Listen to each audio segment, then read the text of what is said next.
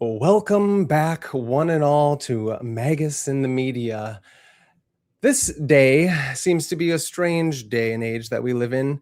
And the reason I want everyone to think about the daily lives that they lead are just to think about how there's a lot of normal things that happen throughout our day.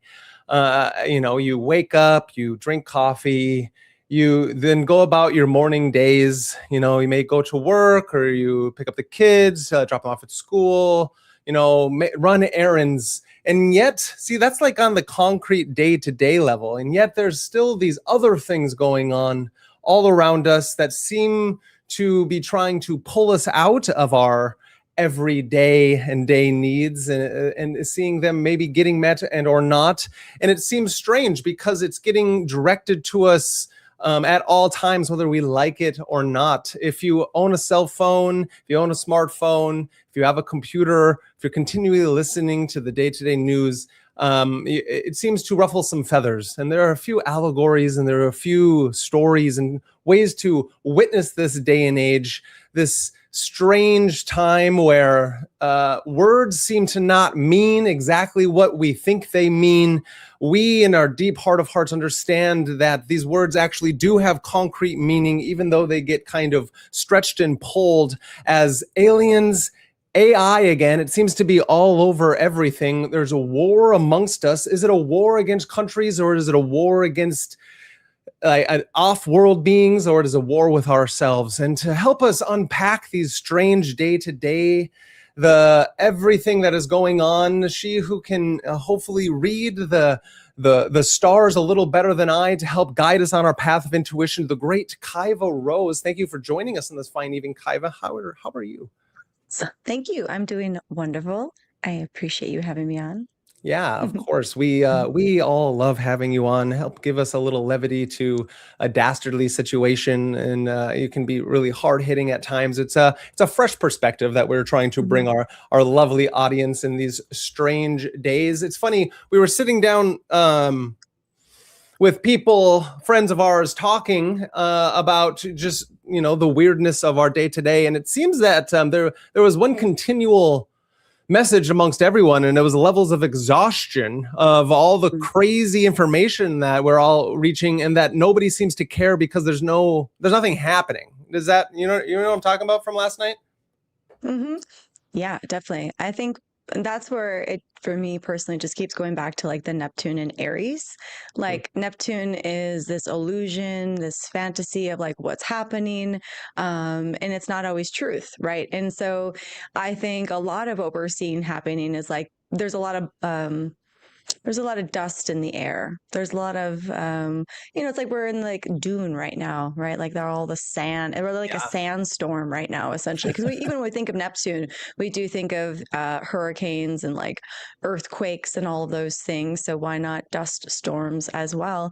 But dust storms mainly because Aries is like a fire sign, dry energy. So yeah, I think that was one theme for sure, is like everybody's just exhausted because you're taking care of your day to day, but then you're also having to be aware of the potential threat of the AI data centers, and maybe you won't have any water next week or next year, and there's a drought going on, and billionaires are buying islands that are supposed to be protected, and they're convincing people to burn down the Patagonia. And like, there's all sorts of things that are happening right now that don't make sense, and I don't think they're supposed to make sense.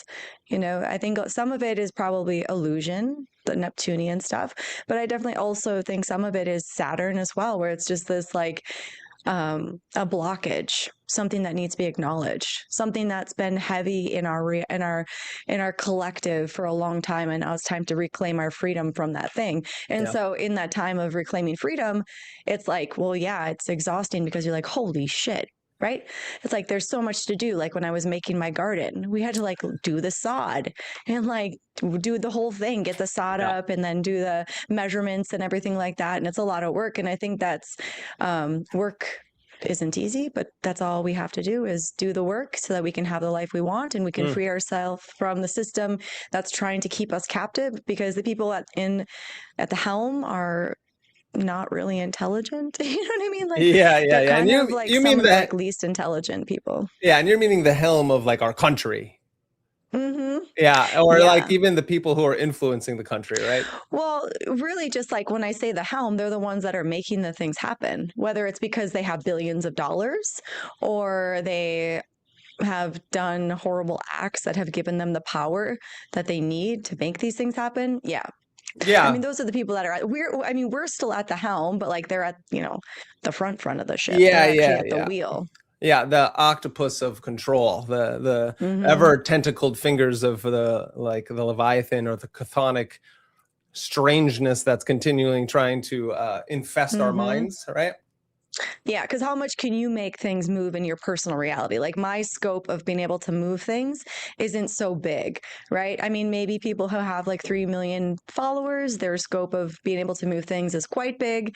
Yeah, But even yeah. but even We're then, they working don't on have the it. power. Yeah, we're working on it, getting those 3 million. Subscribe, like, and share, everybody, to Hmm. Magus in the Media. As I, Yeah. Brandon Lee, and the great Kaiva Rose, trying to help guide us into the strange and the weird. And you've hit on a bunch of things that is really true. And I think there's an underlying thing about how there seems to be a dichotomy about what we can do in our Hmm. day to day, what is going on in the large scheme of things with continual war to separate humans from themselves, not only overseas but in our day to day lives.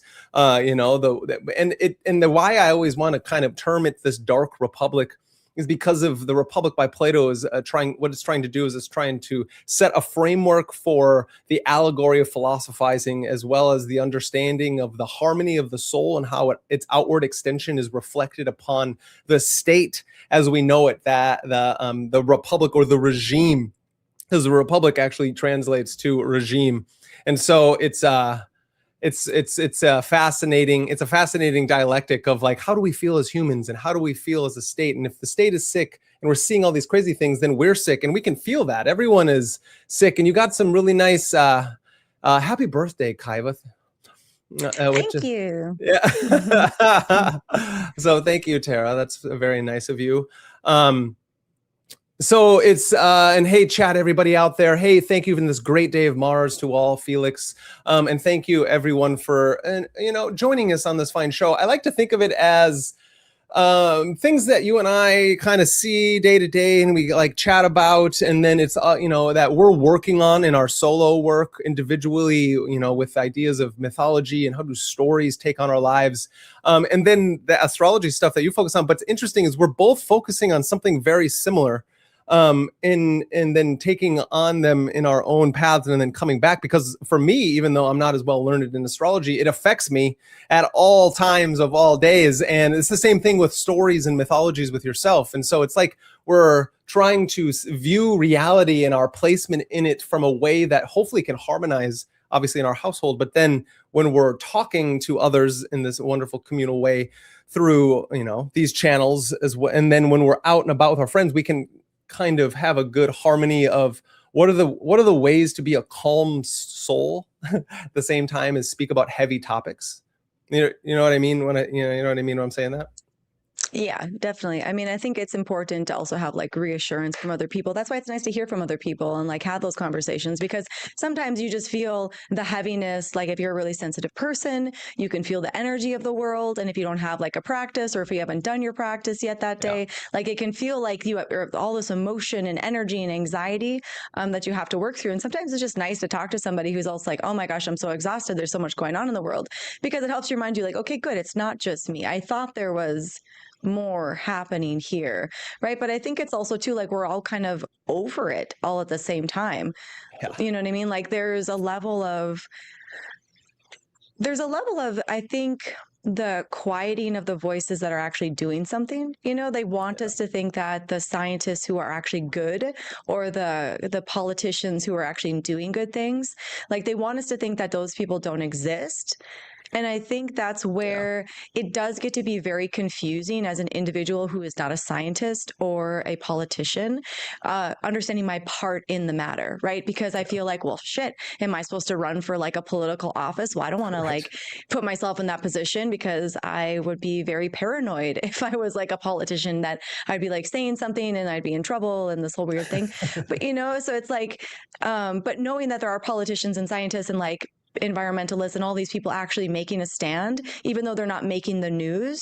That's why I think social media is good. That's why I think these conversations are good, because we get these little bits of information that show us that we're not alone, right? Because Yeah. they want you to feel like we're alone, right? The big bad data center is coming and you're alone and nobody's doing anything about it, right? But that's not true, right? There's so many people doing something about it.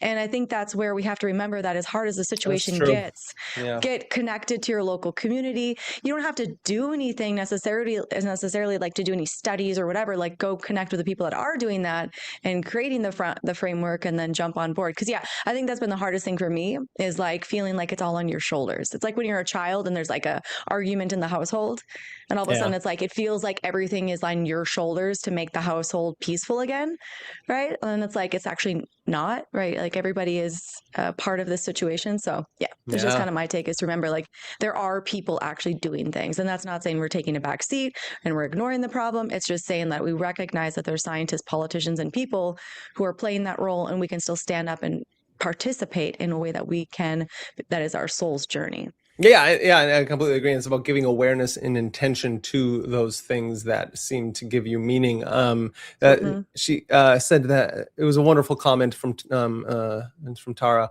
about when she Oh, first saw you on the Occult Rejects. She was amazed at how much your story resonated with her, and awesome. yeah, and so that's Thank really you. nice. And we Mm-hmm. appreciate her being here with us in this lovely Thank chat. you. We love the Occult Rejects. Nick is doing great Mm-hmm. work out in the world, as well as our fellows out there in the Grey Lodge, Jin the Ninja, and everyone there. There's a community forming, if it's not already here, and we're finally making the connections to try to talk about these things inside and out. So some of us talk about purely the occult and magic. Others want to stick to the Eastern mysticism, and then the storytelling. And sometimes it's really nice to hear about, even though we're getting it day to day, about these crazy things that are continually flooding our feeds, right? AI data Mm-hmm. centers that are being built at all times all around us. And the interesting thing about that is that what is AI, right? Artificial intelligence, and what is intelligence and what is artificial, and we can break all these terms down, but that's not my point. My point is this idea of consciousness, and what does it mean? What is consciousness even? And so some people think that this whole thing is merely simulation, bunch of ones and zeros and mathematics, and we're only, there is no material. Some people believe there's only material and there's no actual consciousness, no spirit, no soul. When you're born, you're born from nothing, you will die to nothing, and only your kin will mourn you, right? That's like I think that's Jafar from the Latin, but that's neither here nor there. But it's what's fascinating about it is that it's funny that we keep squabbling over these things, which is then why I like Heidegger and his work, because he brings in the idea of let's not focus on these small beings, focus on all these things out here, but what is the relationship between these things? And so it's like consciousness, this question about what does it mean? What does this all mean? What is the nature of humans? What is the nature of existence? All the way to the idea of what is out there, and is it coming in? Aliens? Has aliens already been here? Is it ultra terrestrials? Is it? But then there's a conflation of terms, and that's why language is magic. Language is magic. What does that even mean? Hello, young stitches. Let's go. What does that mean? Language is magic. Well, if how we view things through that social cultural lens, through the language of our of the words that that make up the frameworks of concepts, and then how do we interact with that language, because there's real things in the world that then are that they constitute from. And so we're like perceiving this, and we're doing this thing, and we're trying to make our way through this world as intentionality towards these things. The mix-up is like when we get out of the concrete and something that we've always known, like a term. That term is aliens. whatever that means, because through time we've had folklore and fantasy and mythology and all the way back to Homer giving natural forces the images of mythological gods. Apollo as the sun moving across our planet, to the moon, Selene, to Zeus equating in Jupiter, and what are the winds doing? Japan and the China and all of our mythological systems have these kind of ways to color and form the unknown and the things we don't understand. And so what's fascinating and what's awful about this dark republic that we're going to continue to wrap into this as language is magic as the confluence of hopefully your own willpower towards reality and manipulating reality in a way that is technically only manipulating your perception, because you don't want to be a dark sorcerer is truly manipulating reality, his will over that thing, but having this nice juxtaposition towards it. That language, then when you use language like spelling to spell something, you can manipulate people's consciousnesses and thus manipulate the way their nervous system takes information and thus manipulate the way we see things. And what I'm getting at is that our White House has the balls to be coming out with alien disclosure, supposedly, these files that are saying really fascinating things, and at the same time still conflating the terms alien and this illegal immigration thing that's going on, and then alien with this disclosure of data that we've had for hundreds, if not thousands of years that has been kept from us, and these experiences that have happened over the 100 years since Roswell and before, and then hidden them from us because of national security. So it's fascinating. And so I'm going to pull up this clip, but what do you think about this confluence of abstraction and language that is going on? Yeah, I mean, I think it's pretty intentional. There's always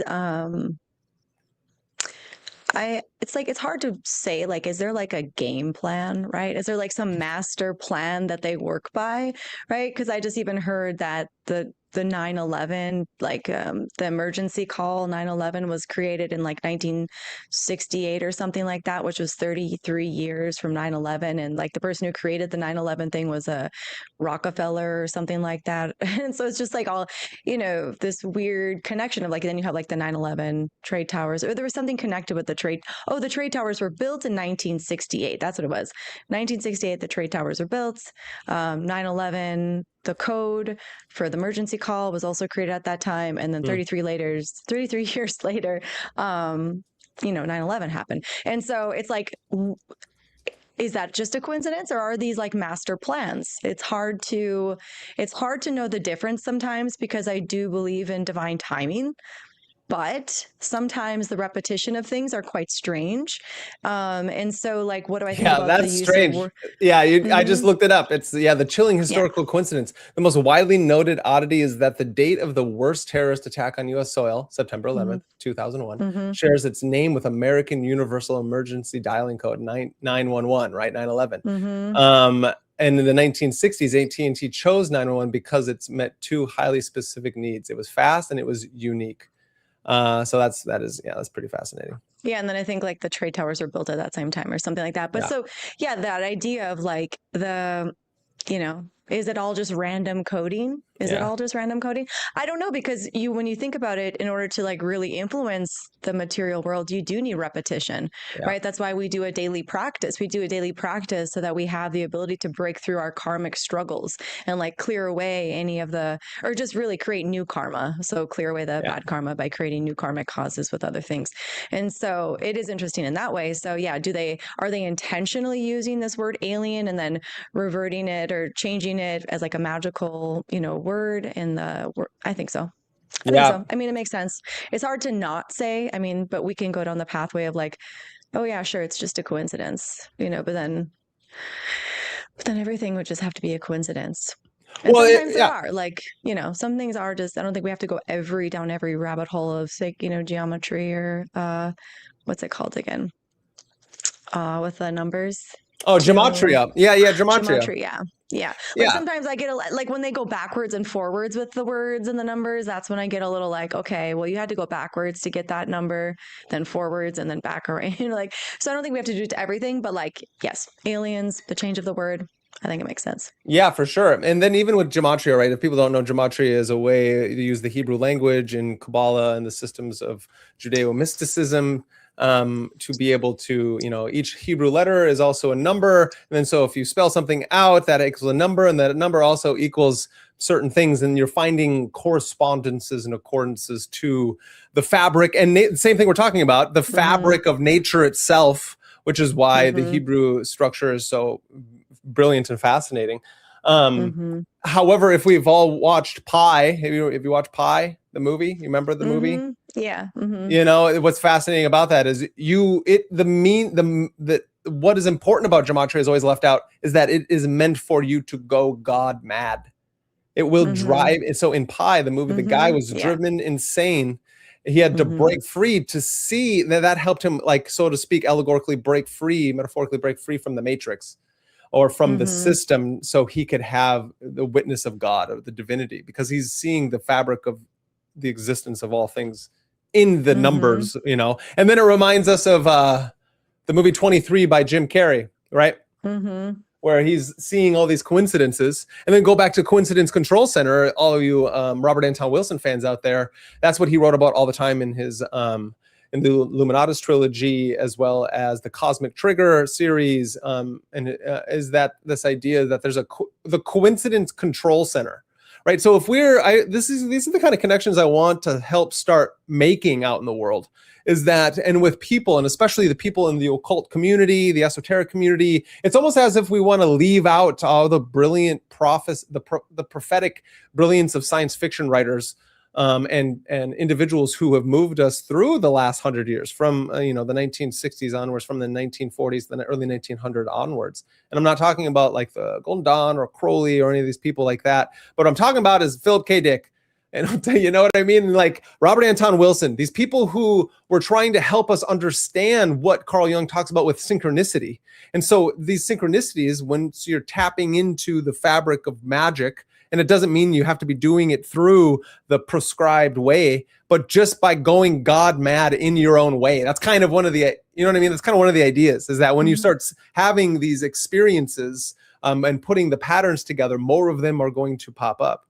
And I'm of the fact that I think you should follow those breadcrumbs and follow them directly down the rabbit hole, as Alice does, because once we start to understand the dictum or the idiom that we're all mad here, is when we start to understand that the Coincidence Control Center is more than just shooing away the synchronicities, but to focus on them is to make them clearer. Which is then Philip K. Dick wrote a book. I can't remember what the book was called, but the movie with Matt Damon is The Adjustment Bureau.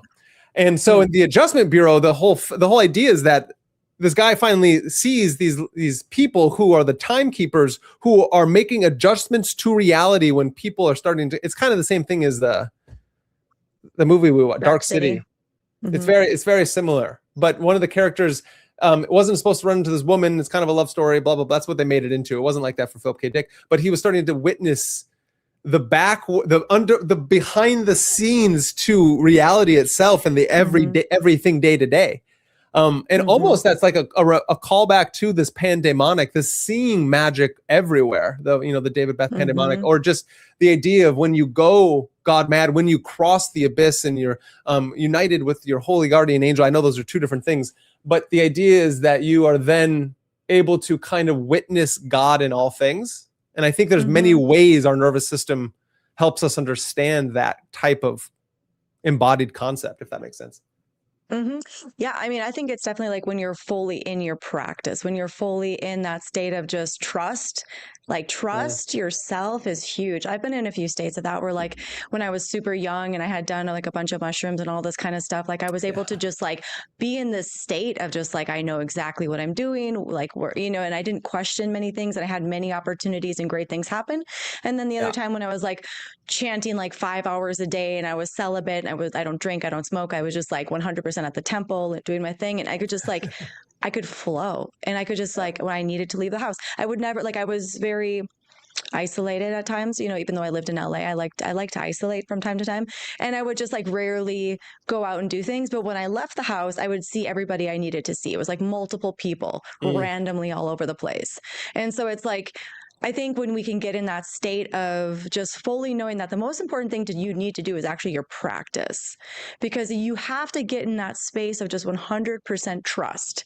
It's tricky now though, because we have this 5G stuff, and I've actually felt more like, usually when I feel like some sort of anxiety or confusion, I can pinpoint it to like Yeah. something I'm going through, something in my body, something, maybe a family member, something like that. But now it just seems like the 5G, the electromagnetic frequencies, all this kind of stuff is real. It's kind of like, I feel like a bumblebee who's just like around a 5G tower. Like my signals are getting crossed. And so it's like, doing the practice like more and more still, but also too, like we have to deal with all these other things. And I oftentimes think like I just need like to wear a crown, but I don't want to look like a crazy at the same time, Are you talking but I about might wearing just a have to tinfoil get like hat? Is that what you're? no, I have like, I want to make like a metal thing, but I have so much I hair like that I'm that. like, I know it Yeah. would just get like caught in my hair, but just like having a stone to just like sit on my forehead, and just like stones all over my head to kind of like create a shield, not tinfoil, probably, shungite or, um, yeah, those kind of stones, selenite. Yeah. But yeah, I think like being able to be fully in your practice is super essential. And that gets you in that state of just being able to 100% trust and not second guess what you need to do. Cause I think that's important to be in that state. And yeah. Yeah, I completely agree. There's levels, definitely. I mean, that's a big part of it, and I think that's what's really important. Even Kierkegaard talks about how, from the aesthetic state to the rational state, you must take a leap of faith into Mm-hmm. the divine, and that leap of faith is the existential angst and despair. I was actually talking about it earlier today, about how those states are what move us into the seeking of something more, the meaningful. And if we're continually at war with ourselves in one way or another, or even like you're talking about with, and it's it's true. 5G, not even 5G, the Wi-Fi has is a non-native EMF which interacts with our nervous system in a way that hinders us from being able to experience, just like like we should when we stand outside on the grass, and hinder our experience with the Schumann frequency, which is also changing because of how much non-native electricity is happening around the planet. I mean, it's almost like we're all becoming tuning forks for something that we don't quite understand, Mm-hmm. as well as now as we're all starting to understand that it's all over the news actually that Wi-Fi routers are now being used to find you can send out a pulse to like locate you in your home. And that is one of, again, why we're continuing to speak on the matter, and why I continually want to bring up all these things, is because what we're not understanding is that it can scan your body and identify exactly who you are from your house. And so it's fascinating. And so there's multiple here, I'll show you. Is This that even was, when they're not on? see, that I don't know. Just like our cell phones, which have that ability, just so everybody knows out there, your cell phone has the ability to send away data when it's off. And so your cell phones are never really off, just so everybody knows the kind of things that's happening here. You shouldn't sleep. This is biomagnetic body science, is that your phones emit these things. And 5G was initially used as DARPA warfare against massive amounts of people. And you can send out frequencies that interrupt our nervous system and can just shut you off, which is the kind of stuff that they were doing in MK Ultra at that time. So let alone language being magic, language being just like the idea of the words we use or the intonations and vibrations, right? Like mantras and chanting. Well, now think about, what if we can tap into your nervous system through the tuning of a frequency with this like bandwidth, this thing that's like in everybody's homes. Not even that, in our fucking, that's the idea, right? This is, our phones are going to go off one day. You know, the Miranda alerts where our phones go off, and all of a sudden, if you're in a room and everyone's phone does that, and it's just like, makes that noise, Mm-hmm. you know, that Yep. goes back to the Dark City reference where it's like Mm-hmm. everyone passes out, right? Everyone Mm-hmm. falls asleep. And then Yep. and if you've done enough fucking entheogens, magic, tapped into astrology, tapped into your, you know, your own biofield through any kind of practice as you're talking about, you've awakened, then maybe you're Mm-hmm. not the one who's passed out in the room, and you can kind of see the Adjustment Mm-hmm. Bureau or the people Mm-hmm. behind the scenes, the men in black, so to speak, behind the scenes who are changing things, you know, at all Mm-hmm. times. And so I think that's a really useful reference for these Mm-hmm. experiences that everyone seems to be having all the Mm-hmm. time, and Yeah. we cover it up with our consciousness. Mm-hmm, definitely. And that just like made me think of why having greens in your diet is so important, like spirulina, chlorella, all the Detoxing algae things, and seaweeds. detoxing metals. No, just like on a daily basis. Like I think creating a biome in your body that houses like these natural organisms that are, That's cool. regenerative. And because, the thing about like, I don't know if you ever get this. I don't know if anybody else gets this, but all of a sudden you're just like doing about your day and you're here like it's just like a buzz. And it's not like the the tendinitis thing, whatever it's called. It's not that, but it feels like a directed weapon. Like I've had that so many times where all of a sudden, like out of nowhere, there'll just be like this like buzzing. And it's not like I stop and I observe it because I want She to be agrees with aware you. that like, yeah, that I'm like, okay, this is happening, but I also am not gonna like, I'm gonna pay attention to my next actions because it's always like, am I MK Ultra? You know what I mean? Like, is this like the signal that's like all Is of a that the sudden, Manchurian candidate signal that's sending right? out to go Yeah. Mm-hmm. fucking do Mm-hmm. something that you didn't know, Mm-hmm. right? And that's why I think it's so important to like, be super clean in your body because it's like you have to be able to feel empty and you have to be able to feel like you're in full control. And when I say empty, it's just like you feel light. You feel like, I don't know, I feel like when people get in that heavy state, they're not conscious, they're dragging about their day, they're less aware of what's going on. But where you're in that kind of like, spirulina, blue-green algae, like bright, brilliant state of like vibration, like I think it is harder to enter into that body. Oh yeah, It's like I a completely frequency agree. or something. I don't know. I'm just putting together a Well, bunch of that different makes things, but complete for some sense. reason, yeah. That makes complete sense because once you're getting into your practice, once you're getting into, once you want to do certain rituals, right, or you want to do get into altered states of consciousness, you want to fast, or you want to eat clean, or you want to not take in certain substances before you do those things, because everything is emitting a frequency, no matter what it is, or it's weighing you down from being able to vibrate your nervous system. So if you're focusing on your gut, right? If you just ate something and now you're trying to cleanse your mind and then reach higher states of consciousness, how are you going to do that when your body is focusing on the things that your gut is trying to, like digest? Yeah, because those things vibrate at a certain frequency. Like it's everything we put in our body is it's a frequency, right? And so it's like that's what we have to always be aware is like what sort of frequencies are you eating? Like you can pretend it doesn't have a frequency, but like it does, right? And so it's because then you are attracting that thing that you just ate, right? Until you get it out of your system. That's good. And even thinking about that is like you can translate that same idea of frequencies to bacteria. And so that was one of the biggest things going on my journey of gut health to try to get my vitiligo to be not vitiligoing is that I started to realize that my bacteria was making thoughts happen. It's like how, like, because technically goes back to the idea is that like, who is the thinking thing who thinks the thing? And then, and as the Zen koan states, is like you will open up doors looking for the thinking thing, and you will continue to open up doors forever because there's no one behind the thinking thing. That is the infiniteness of human consciousness that is non-local.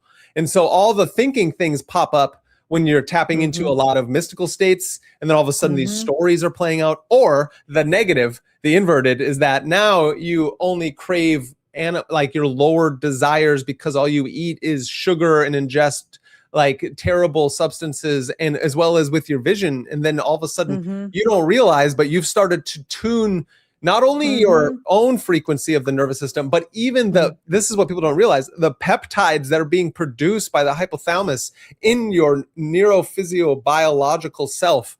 And so now the peptides that feed the cell are going to be, once you feed it certain things, it then is pumping up those peptides. So you attract those things, not only like Mm-hmm. your foods, but the experiences that you have. So even Mm-hmm. depressing experiences, you will attract those things because your body is looking for it out in the world. Mm-hmm. Yep, absolutely. That's why it's like I love taking like a multi-green powder, because I feel like if my body doesn't get a certain nutrient, it looks for it, like tries Yeah. to pull it out of, like, how much can I get out of this food? And then you have to go on a search to find it. So, yeah. Yeah, no, of course. And so it goes back to the idea of how do we have a good mental diet? You know, how do we have a good actual physical food diet? What does it take to break free from the matrix, right? If we understand that Mm-hmm. language as magic and that there is a subset of something happening behind the coincidence control center that is continually to take on all these interconnected frequencies and coincidences that are happening, these experiences, there seems to be some kind of filtration mechanism. And that Mm-hmm. filtration mechanism is language. And it goes back to what is magic then? It's being able to see the interconnected relationship between these things and the embodied state. And so if you can control somebody's embodied state, that this is a magical act, you can control what they do, how they think, what they talk about, and Mm-hmm. how then the system continues to reverberate its own things that it's trying to produce. And that goes to the dark sorcery of this language magic and the dark republic and this fucking thing. So this is the White House put this out a few days ago, and they've been going back to this alien disclosure, right? I Mm-hmm. don't know if I can impress upon the people, let alone just that you all should, if you haven't, like, subscribe, and share to Magus in the Media. Head over to Kaiva Rose, 11 Kaiva Rose 33, because we are here. We are here to talk mad and interconnect dots and try to give a little meaning to our everyday life, so you realize that you are not alone. Right, Howard? Great entrance with the yo. We're so happy to see you, Howard. Fantastic. Thank everybody that is out there, and mash that like button. I agree, buddy. Mash that like button. So the idea is that the alien disclosure is needing to be talked about, and I know people are so exhausted, and it goes back to how we were talking before, how people are so exhausted by aliens, AI, and the dark overlords that seem to be trying to project what they want us to think about at all times, that it's hard to even think that it's that any of this is real.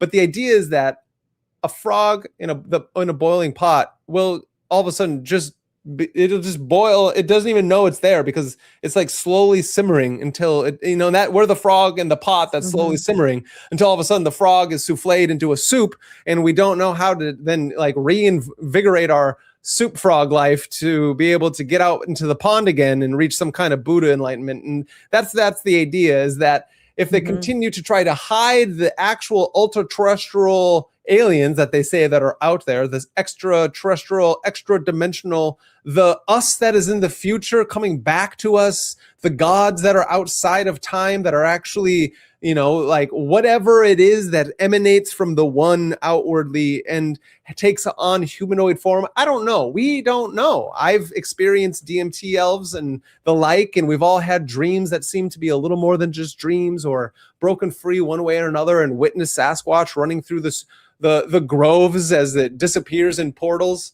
or the cryptids, or elves, or whatever we've experienced. But it's not illegal immigration, and that's the Mm-hmm. nonsense that we're being taught here. And so this is what was put out by the lovely advertisers and marketers of the great White House. Was this? It's So crazy, ridiculous. and it's so ridiculous. Look at this. Look at this motif right here. Thank you. Yeah. I agree. Also, I always forget about the gnomes. I agree. The gnomes are really important. And Felix smashes that like button just as Thor smashes giants' heads. The frost giants will go down. And as Young Stitcher says, because of Epstein and Iran and the Cold War with China, China is the enemy of the data centers. They're trying to bring down the data centers. They're influencing our youth. Mm-hmm. And we should leave the gnomes alone. I agree. But the idea then is that there is a UFO, and it is a saucer shape. And they've already been putting out different videos like this. The White House. This is coming from the White House. They're using AI to then make us think that one day it's always the next day, right? The next day we'll come out with disclosure. Steven Spielberg's gonna come out with disclosure. This is the wildest thing. Like, whoever came up with this is literally insane. Let's just combine the two ideas of aliens together. I got this great idea. Let's use the wall. Let's combine the two ideas together. Let's make them work together. They're both the enemy. It's ridiculous. Yeah, no, that's what I'm saying. It's so ridiculous. It's the wall's there. Trump made that wall supposedly. One side is like Texas and the other side's Mexico. I don't know. We got cactuses on both sides. I don't know if this person is coming or going, but here we go. This is from our great White House. Oh, did you hear that? Yep, that's how it happens. And it played the YMCA song. It did? I didn't even hear that. Right in the beginning. I want you all to hear that. I'm going to turn it up a little bit. I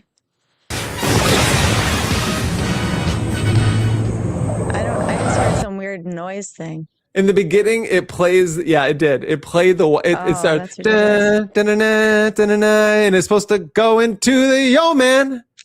Get a boot up a day. It's just yo man.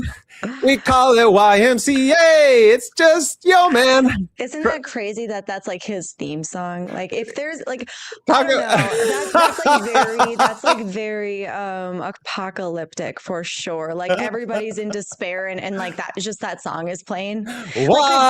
YMCA. When the aliens come and just like destroy our country, that is going to be the only song playing on loudspeakers from the White House, and it's going to be like the most like ridiculous, like crazy experience. That's hilarious. I said pro man. That's fucking hilarious. Thank you, Howard. Yeah. Yeah, and he is. And, I mean, this leads to the idea of the whole idea of chaos magic and what's truly being. This is why it's important to understand magic and language and how you can continually to slowly push certain agendas through. Yeah, Howard's hilarious. Through this thing. And so let's just give it to us one more time.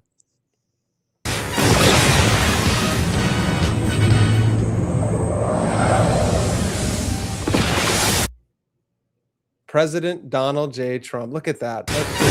That's just fucking brilliant. It's brilliant and so awful at the same time. Yeah, and it's true. It's because our government's doing all these probing abductions. Yeah, they're trying to figure out the pleasure centers of the anal territorial zone as the second circuit of consciousness. Well, how do we make people fear for their very lives? It's the anal probe becomes a psychosocial sexual experience as they're trying to understand how to continually just give it to us as hard as possible without giving us any true pleasure, right? Isn't that like the that's fucking awful. Yeah, and it's strange. And so that's one thing that the White House is putting out there. So again, this is a way to change how we think about this types of things, is that it's like so unserious that it makes us exhausted and it makes us not really care about any of it, right? Yeah, I mean, it is quite bizarre. Like, what is the intention of having a person being picked up by an alien ship put into another potential country? Like, what is the purpose of that? Like, are they saying that we're going to now fight aliens, all types of aliens? Like, this administration has been quite bizarre with their AI usage. Yeah. Right. Like, it's really, I think they, it's all strange, from Trump being Jesus to, what were they, like, just all of them. They just keep doing these weird AI things, and like, that's very Neptunian. Like, it's all fake. It's like not real. But yet, like, what are people supposed to get out of that video? You know what I mean? Like, what did you get out of that video? Yeah, it's true. What did I get out? I got out of that video that they're going to use high energy directed weaponry to levitate immigrants, all immigrants. I'm not that extreme. Probably not all. Illegal immigrants up and out of the country, and just going to let them go. Okay. So you think, but okay, so So you're saying that the cactus side is Texas. Yes. Or Arizona. Okay. And then the Butte side was Mexico. Yeah, the Butte side. Nice. Yeah, there was a big butte in the back, Oh, or nice, nice, nice. mesa, Yep, mesa, yep, whatever. yep. And we're That makes lifting them sense. out with Okay. like with yeah. That's slowly imprinting us that we have Mm-hmm. levitating powers. Mm-hmm. Yeah, Okay. See, I thought it was the opposite because for me, like south would have been on down. the left side. Would have been on the South would left have been the side. left side. Why? Yeah, because I don't know. Yeah, it was on the left side. South was on the right side. I know that's why I thought it would have been them putting the person into the United States. Like for me, the cactuses were Mexico. Oh, that was crazy. So what you're saying is Mm-hmm. that the aliens are actually. Yeah, helping people get into So our does that country. I mean don't know. Democrats are aliens? Is that That's like what I what? mean. Is that what That's what I'm you're? saying. We need context. We need context because for me, South is on the left. For you, South was on the right. So like we need context here. We need to understand why. Yeah, Howard thinks you're on it. You're decoding, and I agree. Yeah. This is some brilliant shit. See, this is on a day-to-day level. She comes in and she's chanting for hours, and then she has these great ideas. We're gonna create a commercial just so everybody knows. We have it in the workings, at least within our minds. It's brilliant. Yeah, it's in my imagination is what yeah, it is right now. and It's it in has my to. imagination and it brings me joy every time I talk. And everybody agreed with me yesterday when I talked about it. So Yeah, and tell them first. Let's go back to it. I want you to know tell everybody what they have in store. but then then it's not going to be a surprise. That's true. Okay, just so you all know, I can't tell you. It is a surprise. Mm-hmm. It is a surprise. Yeah, just but know it it's is brilliant. It's just it's brilliant. I'm in a sparkly onesie with my sunglasses that are really big and sparkly. It's very like Beetlejuice-esque, and it plays on the idea that last time I thought we should convince the billionaires who want to have legacies that we can give them a VR headset and let them live out their legacies in a VR headset as much as they want. So like it's a commercial essentially for that. But yeah, nice. that's all So that's all we can tell, and that's tell great. all the details because that'd be fun. Yeah, no, just so we know. So now you know it. So pretty soon, it's true. The Patreon will be going up soon, and you can help. You can help donate to the cause because MagusintheMedia is going to team up. Sponsor it. Yeah, it's going to be sponsored by I'm going to sponsor MagusintheMedia with the commercial. Yeah. Remember?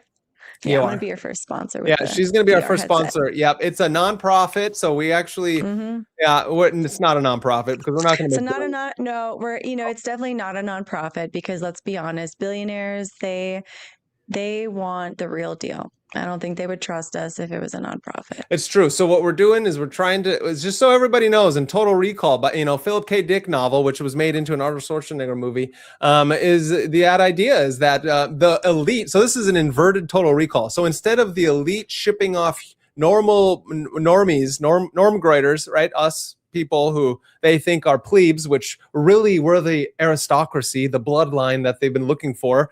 They just can't have us anymore. As we talked about last week's show, is that 23andMe and Ancestry.com, they're using that to find the hybrids. Hybrid what? We don't know, but hybrid aliens, most likely, those 4 humanoid species of nonsense and ridiculousness, which is like probing to the Gaia TV people and the weird, strange. But the idea is that instead of us being integrated, so what is memory? What is VR? But this idea in there is that they're going to imprint memories of us going to Mars, right? That's what happens in Total Recall.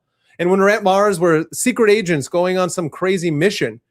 But then you don't even know what your memory is or not. And so instead of, and then you have to break free from that and you realize you really are a secret agent and you really are a magician on your journey. And instead we give it an old Copernican turn, a little twist of the knob. And now we're putting the techno-feudalists, the oligarchic parasitic class in the VR headset, and they can go to the mythical Mars. Yep. The war planet, right? They need to live out their legacies. You know what I mean? Like what I want the most for all billionaires is I want them all to live out their legacies in VR headsets because way we have all of our minerals, we have all of our waters, we have everything that we need. And that'd be great to have a conversation with her. She's awesome. Yeah, I agree with her. We've been talking about how you need to chat with her about a few things. Yeah, but essentially stick them in VR headsets because they've got legacies to live out and we want to see that happen for them, just not on our time or with our energy. So I think it's a win-win for everybody. And we got box breathing. Empty into, we Yep. already have tech to jack Yep. in. I completely agree. Exactly. Yeah, Mm-hmm. and that Yep. pranayama, that box breathing, the same thing that the Bene Gesserit do, the prana bindu training, is the pranayama training, but added into the body exercises. And so that's how they tap into prescience. And sometimes you need a little bit of that old green goddess, the good old cannibal lords, to help you with that prescience, or whatever it is. The box breathing itself can do it. But it's fascinating nonetheless, because I'm going to continue to flash just this little thing here that we need to remember, that's continually being integrated into our system, and that it is Disclosure Day. And that is happening 6/12/26. Is that Katy Perry, or who is that? I don't know many actors, so forgive me. Who is that? No, I don't know who that is, but that's not Carrie. That's not Katy Perry. That's hilarious. Yeah, I mean, that would be kind of crazy, because that would be like, okay, come on, right? No, went to the moon, or went in the space rocket thing. Yeah, she went. Yeah, the space rocket. Yeah, exactly. Isn't that ridiculous? Yeah, I don't know who that is, but it's happening. Disclosure Day. Just so we know, Disclosure Day is being teamed up with things like this, which is then the White House coming at us again with something else. And this is, are you listening? It says.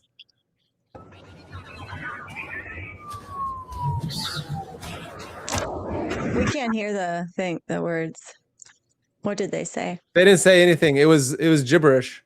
So that actually kind of sounded like an alien. Yeah, an alien, but obviously it was our Mexican friend.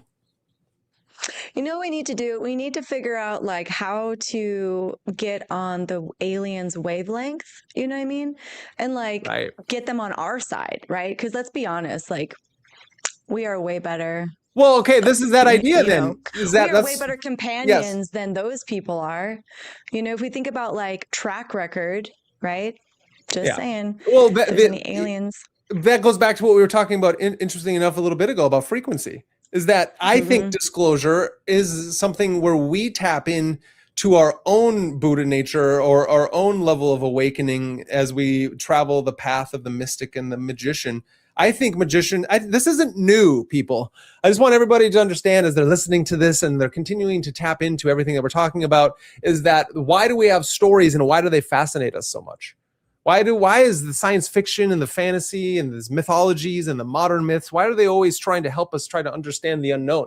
And I think that one of the things is we continually get lost in abstraction, and we forget that it's just, the map is not the territory, right? That the stories are trying to express something, a remembrance, a discovery of something that we already know about ourselves. And right now, it's almost like I'm trying to tap into your consciousness and to help you wake up.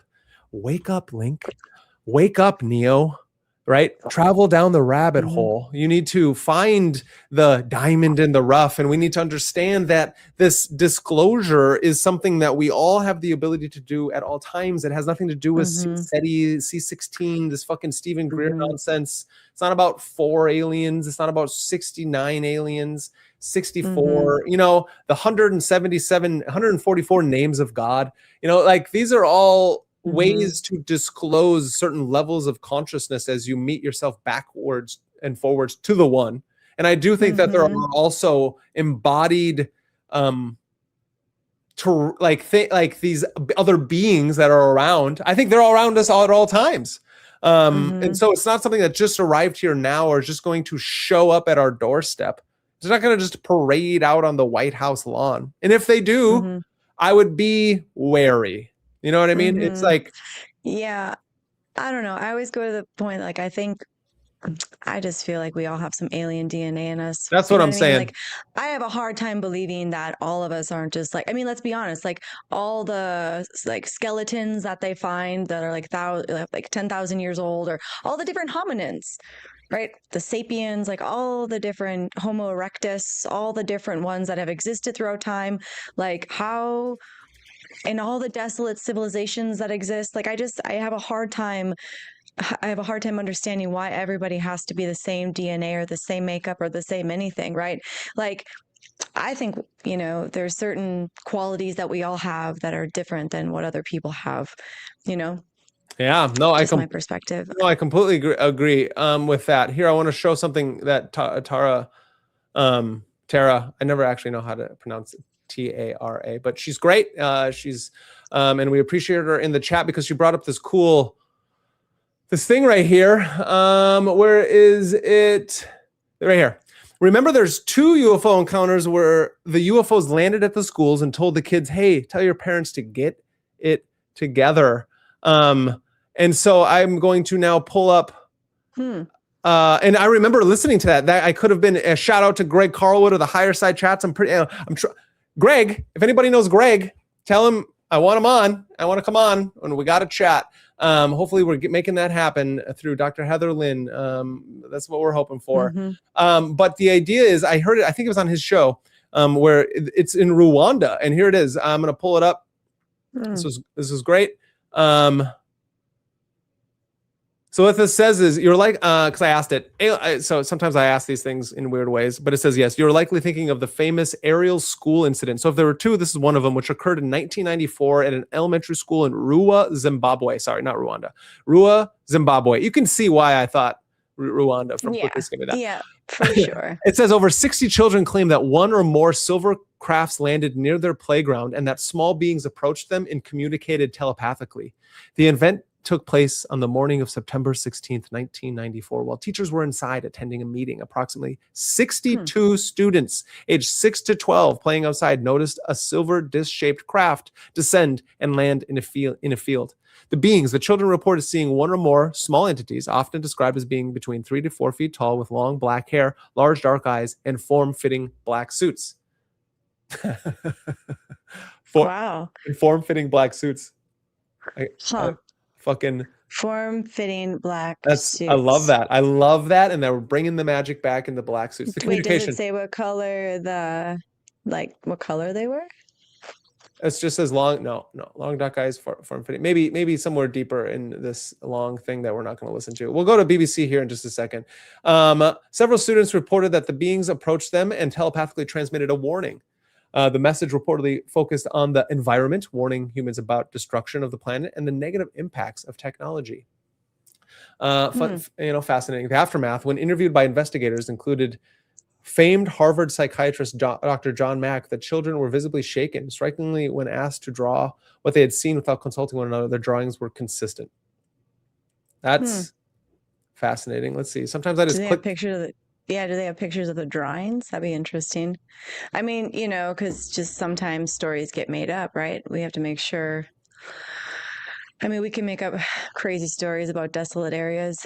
And it's crazy that 62, though, So when I asked Randall, okay, is this up here? No. Okay. Sorry. We're doing it live. Here we go. This is what I'm looking at, just so everybody knows.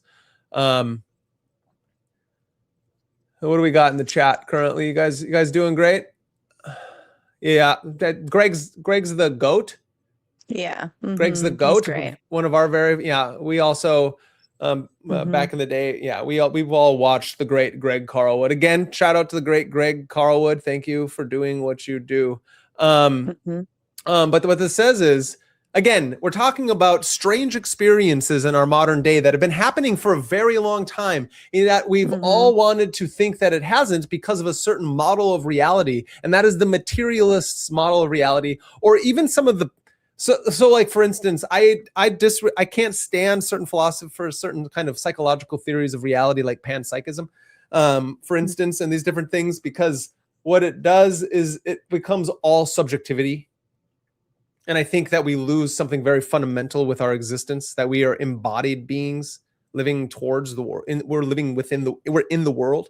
And so I think that's really important that we steer clear from very, panpsychism is very, and somebody can debate me on this. I would love to, egotistical at times, because when it comes down to it, first you have to get to the theory that then consciousness just becomes another thing, instead of being this idea of how consciousness is a relation towards things and something else, this intentional act of perceiving. But to perceive, we need a body.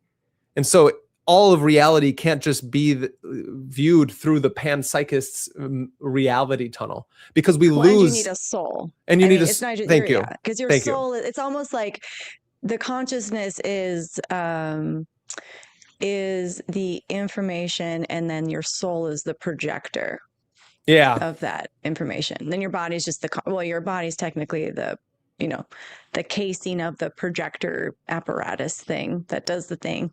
Yeah, no, I no completely. Our nervous systems resonates to, or like to capture the frequency of your consciousness, which then is a weird way of like being like, my soul resides within the temple, which is then, the soul becomes something that maybe our body is within the soul. And I brought up this theory earlier today when I was talking to somebody talking about how the idea of that we're in the underworld. And actually maybe, or another way of saying is that in the Philip K. Dick way is that we don't know if we're dead or alive. And that maybe this remembrance is our soul trying to tap back into us on this material plane to be able to lift us out of, per se, the cave of illusion, right? That you and I are always talking about. And from there, we can then reunite with the body soul that's truly living, like, that is the true authentic version of us that is still right here. And then so that's why it gets really weird, is that I don't ever want to take it into this transcendental thing.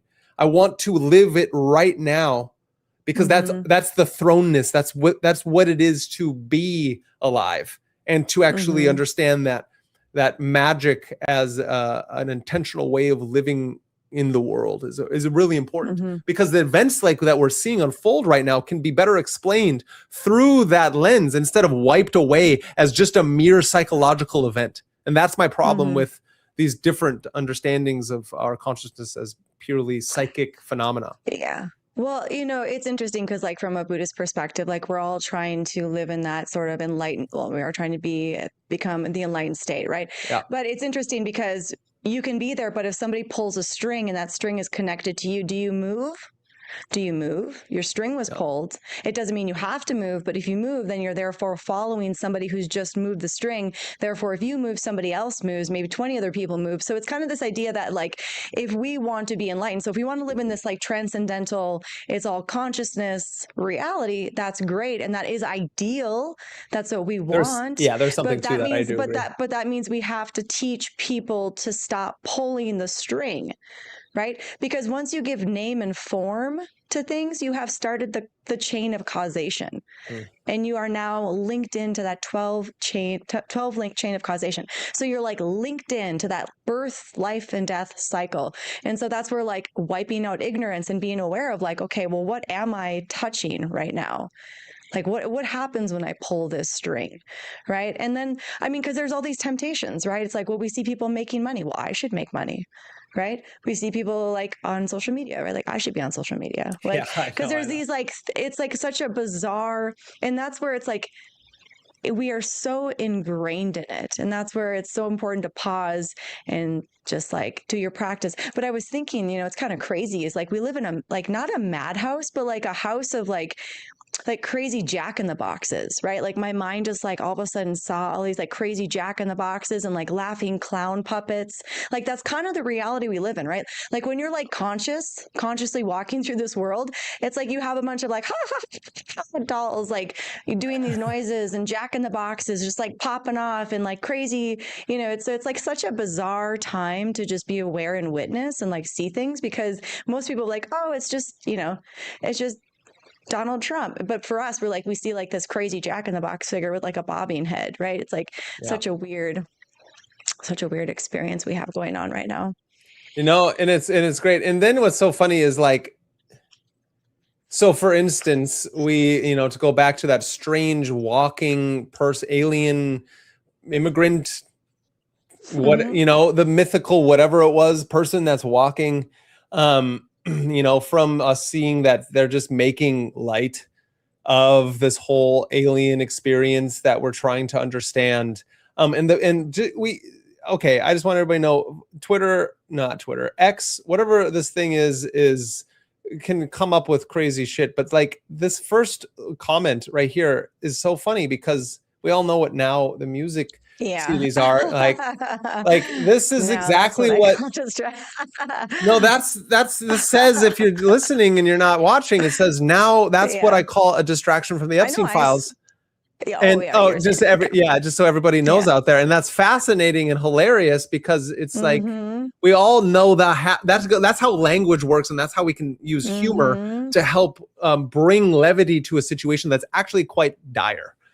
And it's fascinating, and so these things are hilarious. Yeah, and so I found that to be hilarious on all levels to come back to it. And so then I think let's play this next one that's coming up here because it's all over the place. This impending event that they keep talking about. Here we go. This is coming from the Redacted podcast in our I can't remember this guy's name. Whatever.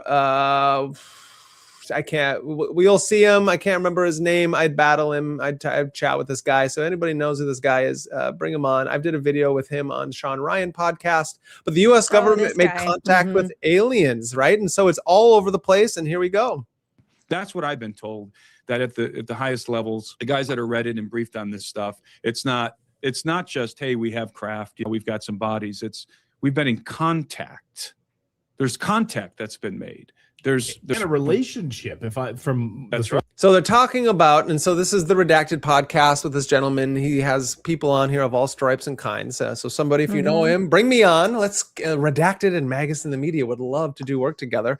But this idea with what's this guy's name? It doesn't matter. It doesn't matter. The idea is that he does things. He travels. He's an entrepreneur. He does anthropology. And who's the photo in the background? Is that Newton? Does they have a picture of Newton? Newton? That's yes.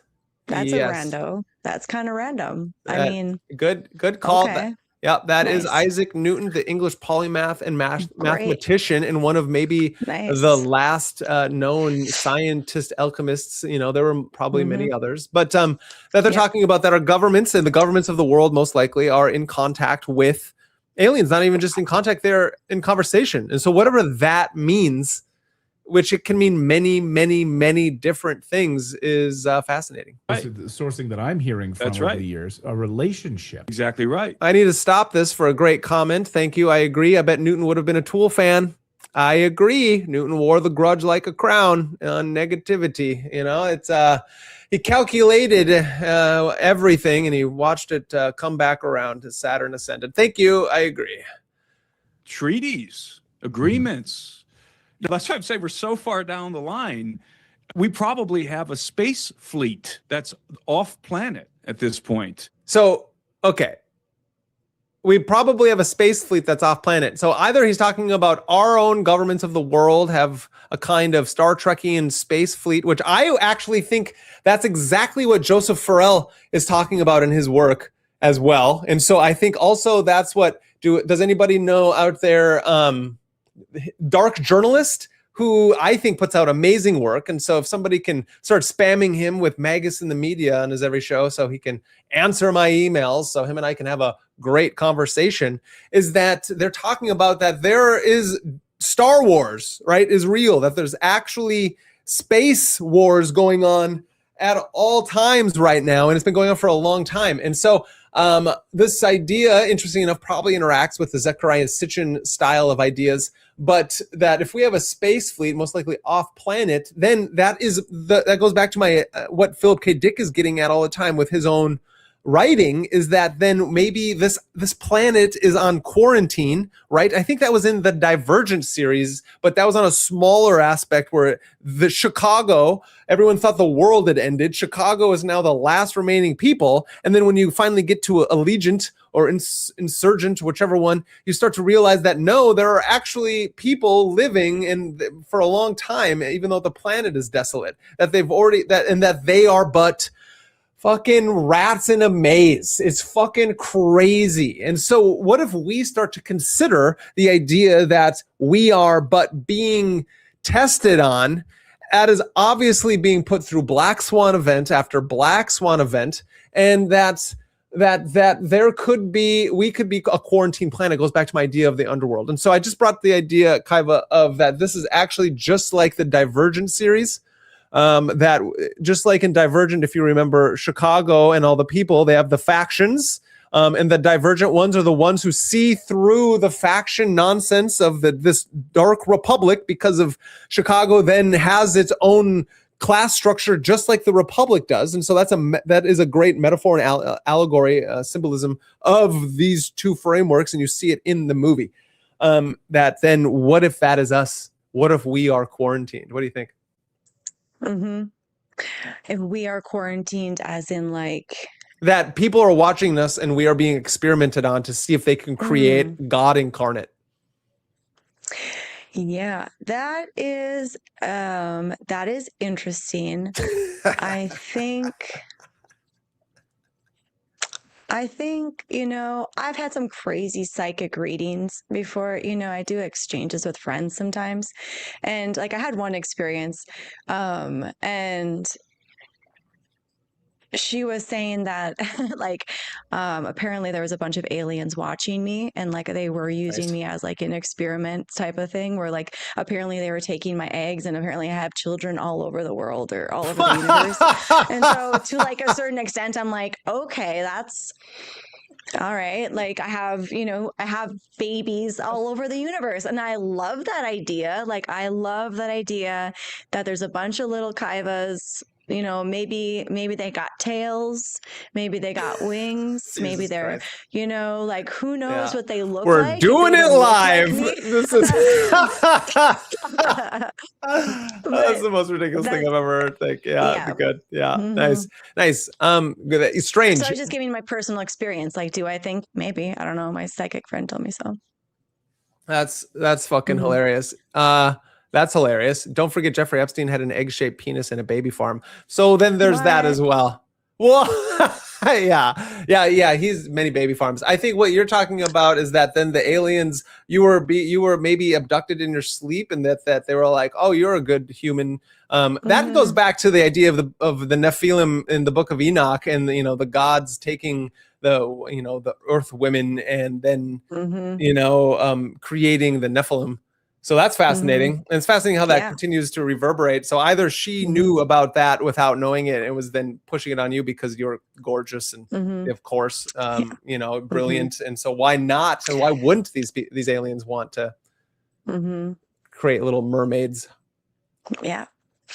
Yeah, it was also like some system where it was like a coded system. So there was like, she would ask a question, is the door open or is the door closed? And I would say like, oh, the door is closed. And then it would give her like a clue to say like something, but kind of somewhat better and cuter. Yeah. So, I mean, it was systemized. So I wonder she is gorgeous. Thank you. I wonder if that was put into her coding system, and she tells that to other people too. I don't know. And she, this is actually, she's heard, okay. Yeah. And I think I've heard that story as well from people who, what's funny is you were like, yeah, hell yeah. I think I've heard stories of people who are like, oh no, they stole my eggs and they were. I'm a Leo rising. So it's like honor, empire, and be like, yes, give me my little alien babies. Oh, that's good. Yeah. Let's not clip that one up. That's hilarious. Yeah. So back at it. Thank you for that. It's always doing it live, and it's always brilliant with my darling here. That's hilarious. From things I've heard, we are so far down the line. How do you tell the American people? Like, where do you even begin? I guess this is where you begin, right? No. If you're gonna do it, you got to drip it. And then it's like, just like I said earlier, that the president was clear in his post about this disclosure that he's going to put it all out there, and he's going to trust, I think these were even his words, trust that the American people will draw the right conclusions. At least this was the words behind. And he's going to trust. So they're finally going to sub Jugs. Thanks for joining the stream. It's wonderful to see you and hear from you, even though obviously I don't see you, besides the psionic seeing of you, knowing that you're within the space of our voices, which are also psionic.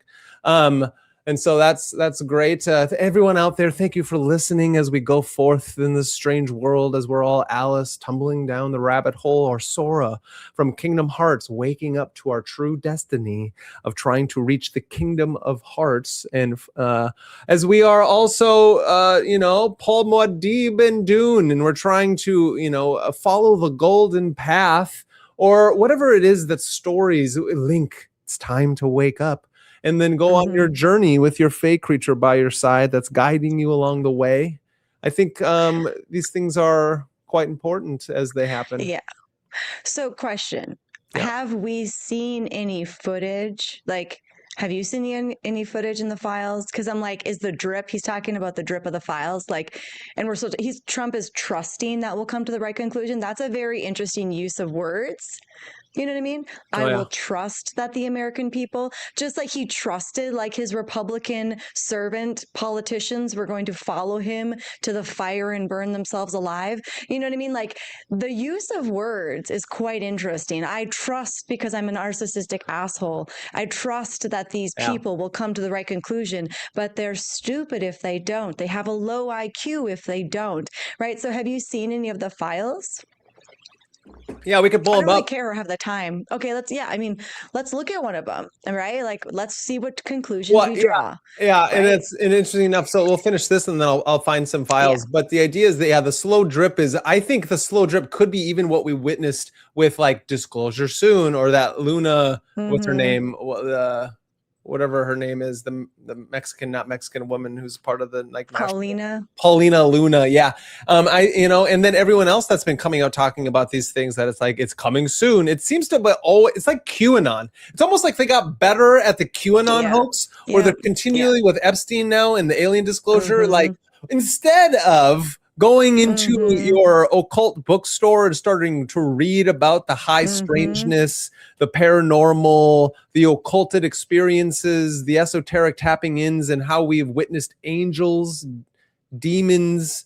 But then there's the fairies and the folklore tales of these beings. And then there's like, what does it look like for the us's of the future to come back and try to help guide us along, or the secret chiefs of the AA, the secret chiefs that tapped into the Golden Dawn, the Ascended Brotherhood, all these strange terms for the many different layers of things. And so it's the slow drip is like, has it been happening forever? Or is it just now we're slow dripping it from JFK onwards after we shot him when he was trying to get out the UFO files? What is it? The X files that the dark journalist is continually talking about? Or is it just the nonsense on the White House? Like, why is it all coming to Trump now? That he is the one to put out these things and he's going to be the savior. And yet now we all see and we see through it. Because on the back end, what we aren't talking about is how we're going to merge our militaries with Israel. And so we got a lot happening and going on at all times. And it seems quite fascinating. So let's continue. Behind the scene that was conveyed to me. Trust that. And then, and then it goes back to what we played last time. Sorry, with Weinstein on the Joe Rogan podcast, him talking about how there were a bunch of people given information to help with disclosure. And they all on their own platforms are talking about these small little things. And there's so much going on. And this goes to my theory. There's so much going on that it's putting the whole world into imprint vulnerability. The same things that they learned with the LSD experiments, MK Ultra, and everything that's going on to bring us the internet, to expose us to this amount of propaganda so that then we can still be led down the stream in our own slavery, this strange kind of, that's why Huxley's A Brave New World is so important, that we're all kind of pleasure centers that aren't trying to look for any more than what we already have, that put us into cities, get everybody away from the farm. Anybody out there is like, that's the desolate lands and we can't trust them. So let's put everyone around here and we're just going to slow drip disclosure instead of gnosis. Why can't we slow drip gnosis? Yeah. The American people are going to draw the correct conclusion. What's the correct conclusion? Yeah, this is all real. That's the correct conclusion. Now, will Americans draw that conclusion? Some of us will, but that this is all real. You should draw the conclusion that this is all real. That their form of Project Bluebeam is going to be the all real. Because I know that there are things that do go bump in the night, as well as are the beings around us at all times, that higher genius or even ultra terrestrials that if you tap into the right frequencies, you can experience these things like they do in those DMT states and high dosages of psilocybin and LSD, right? Mm-hmm. Yeah, I mean, it also goes to like the disclosure as well as like everybody has their own experience, right? Like those experiences where the aliens per se came about was for that person who witnessed that thing, you know what I mean? Or the governments, whatever they are. Like there is a level of we don't need everybody's business in our reality. And I think that's where a lot of what they are doing right now is putting the business that doesn't matter to any of us, right? Like if there was an alien that wanted to have an interaction with me, then there would be an alien who's going to come have an interaction with me. You know what I mean? Subscribe. I just tried this new thing. Welcome to the MagusintheMedia show. If you haven't been here before, make sure to like, subscribe, and share, and hit that notification bell, because this is the way we grow the community who's trying to wake up the rest of the world. If you can't do that, wake up your parents. And if you can't do that, wake up your loved one. If you can't do that, at least try to continue on a day-to-day basis to keep yourself in check and wake up from the illusion. Sorry, I just wanted to, I tried that new button. Boop. Yeah, that's fun. Yeah, isn't that fun? Yeah, okay, great. Yeah, nice. I completely agree. I think that it's fascinating. And we just live in such a fascinating times where we can be putting together the ancient secret history of our world with all these, like this book right here, Peter Mark Adams. Everyone, if you haven't, go out and buy all his work and ingest it, because there is so much nonsense out there. And he is a breath of fresh air in the mad world of people writing about alternative history, writing about the occulted nature of things, writing about what he's talking about is these old Mithraic cults that he can find a line that stems all the way back into fucking 8,000 like BC and beyond, and with you integrate it with Dr. Heather Lynn's work. And so there's just, that's how we can start to understand that, like, technology rises and falls, and as we move through things, you can't possibly believe that this is the first time we've had high levels of technology as a civilization. You know what I mean? It's fascinating that is become the conclusion based upon whatever empirical evidence means, you know?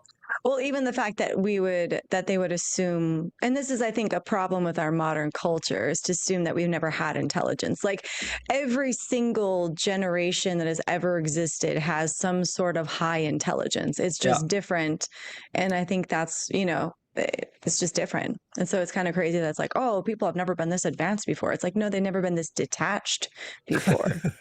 Yeah, that's good. That's good. What's crazy is they've never been so connected and detached at the same time. And maybe they have, and maybe this is a continual cycle of civilization reaching an apex, and can we breach the gap or not? And I guess we'll fucking see. But if we can't do it as a civilization, I think you can do it individually or in groups. And I think that's what's so important about finding, a person to walk hand in hand with, as we're both trying to figure it out, both together and separately, as well as formulate these small little groups like the Occult Rejects, MagusintheMedia, and all the, the Grey Lodge and Threshold Saints with Jin, and all the other crew that we're amassing.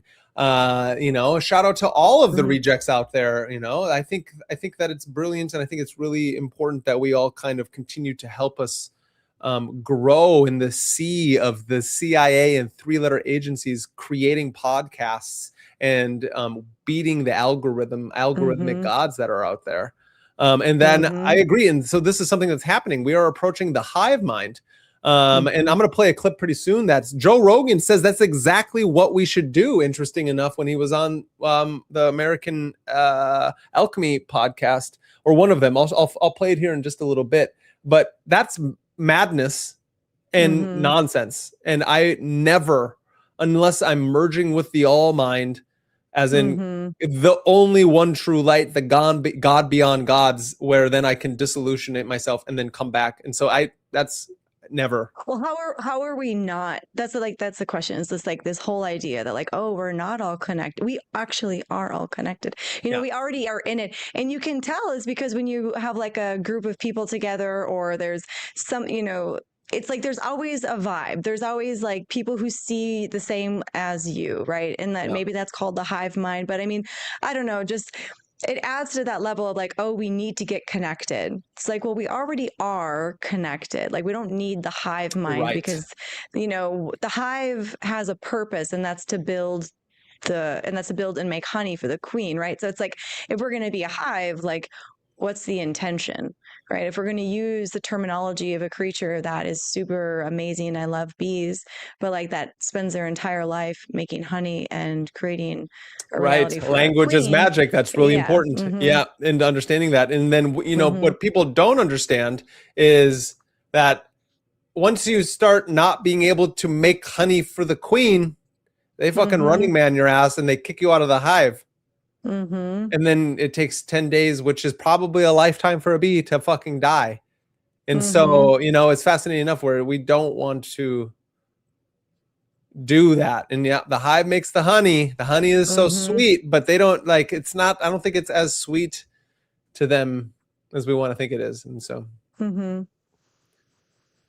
know, there's a lot of there's a psyop narrative, a very persistent psyop narrative out there that all of this is just Project Bluebeam, or this is just. I already said it. Yep. And let's hear what he has to say. And it's not even that I believe in Project Bluebeam 100%, even though we can go and see it happen in The Watchmen, Alan Moore, and that's what united everybody. That's what Ozymandias, King of Kings, was doing. Smoke and mirrors to distract us from this or the other.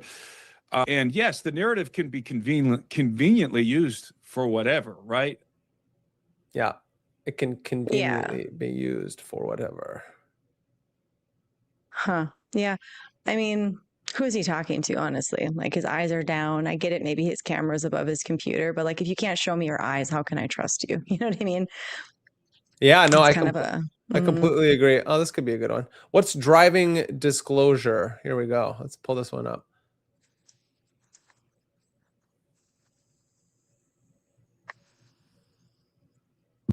I think, you know, people, if you look at the way it's gone, we're starting from the outside, you know, about these objects even being real. We're still in that argument. You know, the public is hearing about it, but we're not to what they're doing here, who they've interacted with, why. You know, there's so many things that, I mean, I feel that's why I just don't want to say too much about anything I've run into, because it's 2 years away.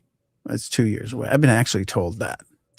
I don't know when this was, or I don't know who this guy is. We'll have to find that out, but it's 2 years away. What's interesting enough, it's 2026, 27, 28. The people say it's 2 years away. Then there's Agenda 2030 and the unification of this globalized Davos agenda that's been going on.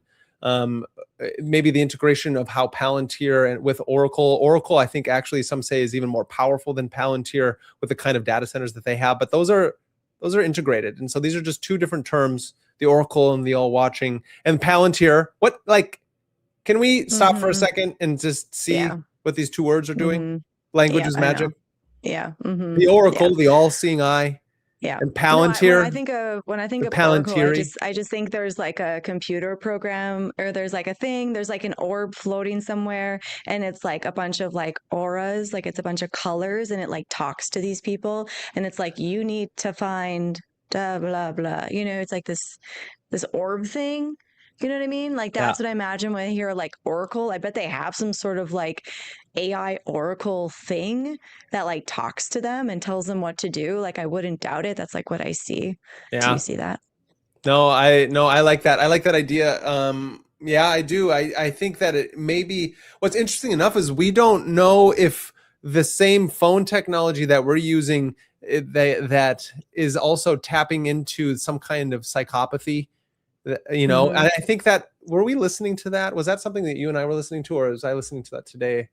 But the idea that of how, last night you and I were listening to it about the priest guy talking about possession and what hybrid could actually mean is that this hybridization theory could actually mean that when you succumb to your lowest desires, like a lot of the techno oligarchs are doing, and the billionaires that have these strange parties, the Epstein class, and all of those who have been blackmailed by those types of things, that when you succumb to that over and over and over again, instead of alchemizing and having the embodied experience, the apotheosis, this kind of thing where you're going to shed and balance out the lower, not get rid of, because we can't get rid of the animal within us all, right?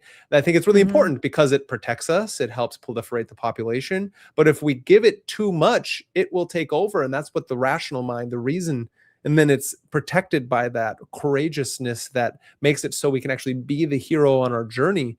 And so it's fascinating to think that then when you're not doing that kind of thing, and when you see that you maybe have this ability to become a demagogue or all powerful with the amount of money and influence you have, and you keep feeding those lower desires, you then become a vessel for these demons, this hollow, the Goetia, that can take you over.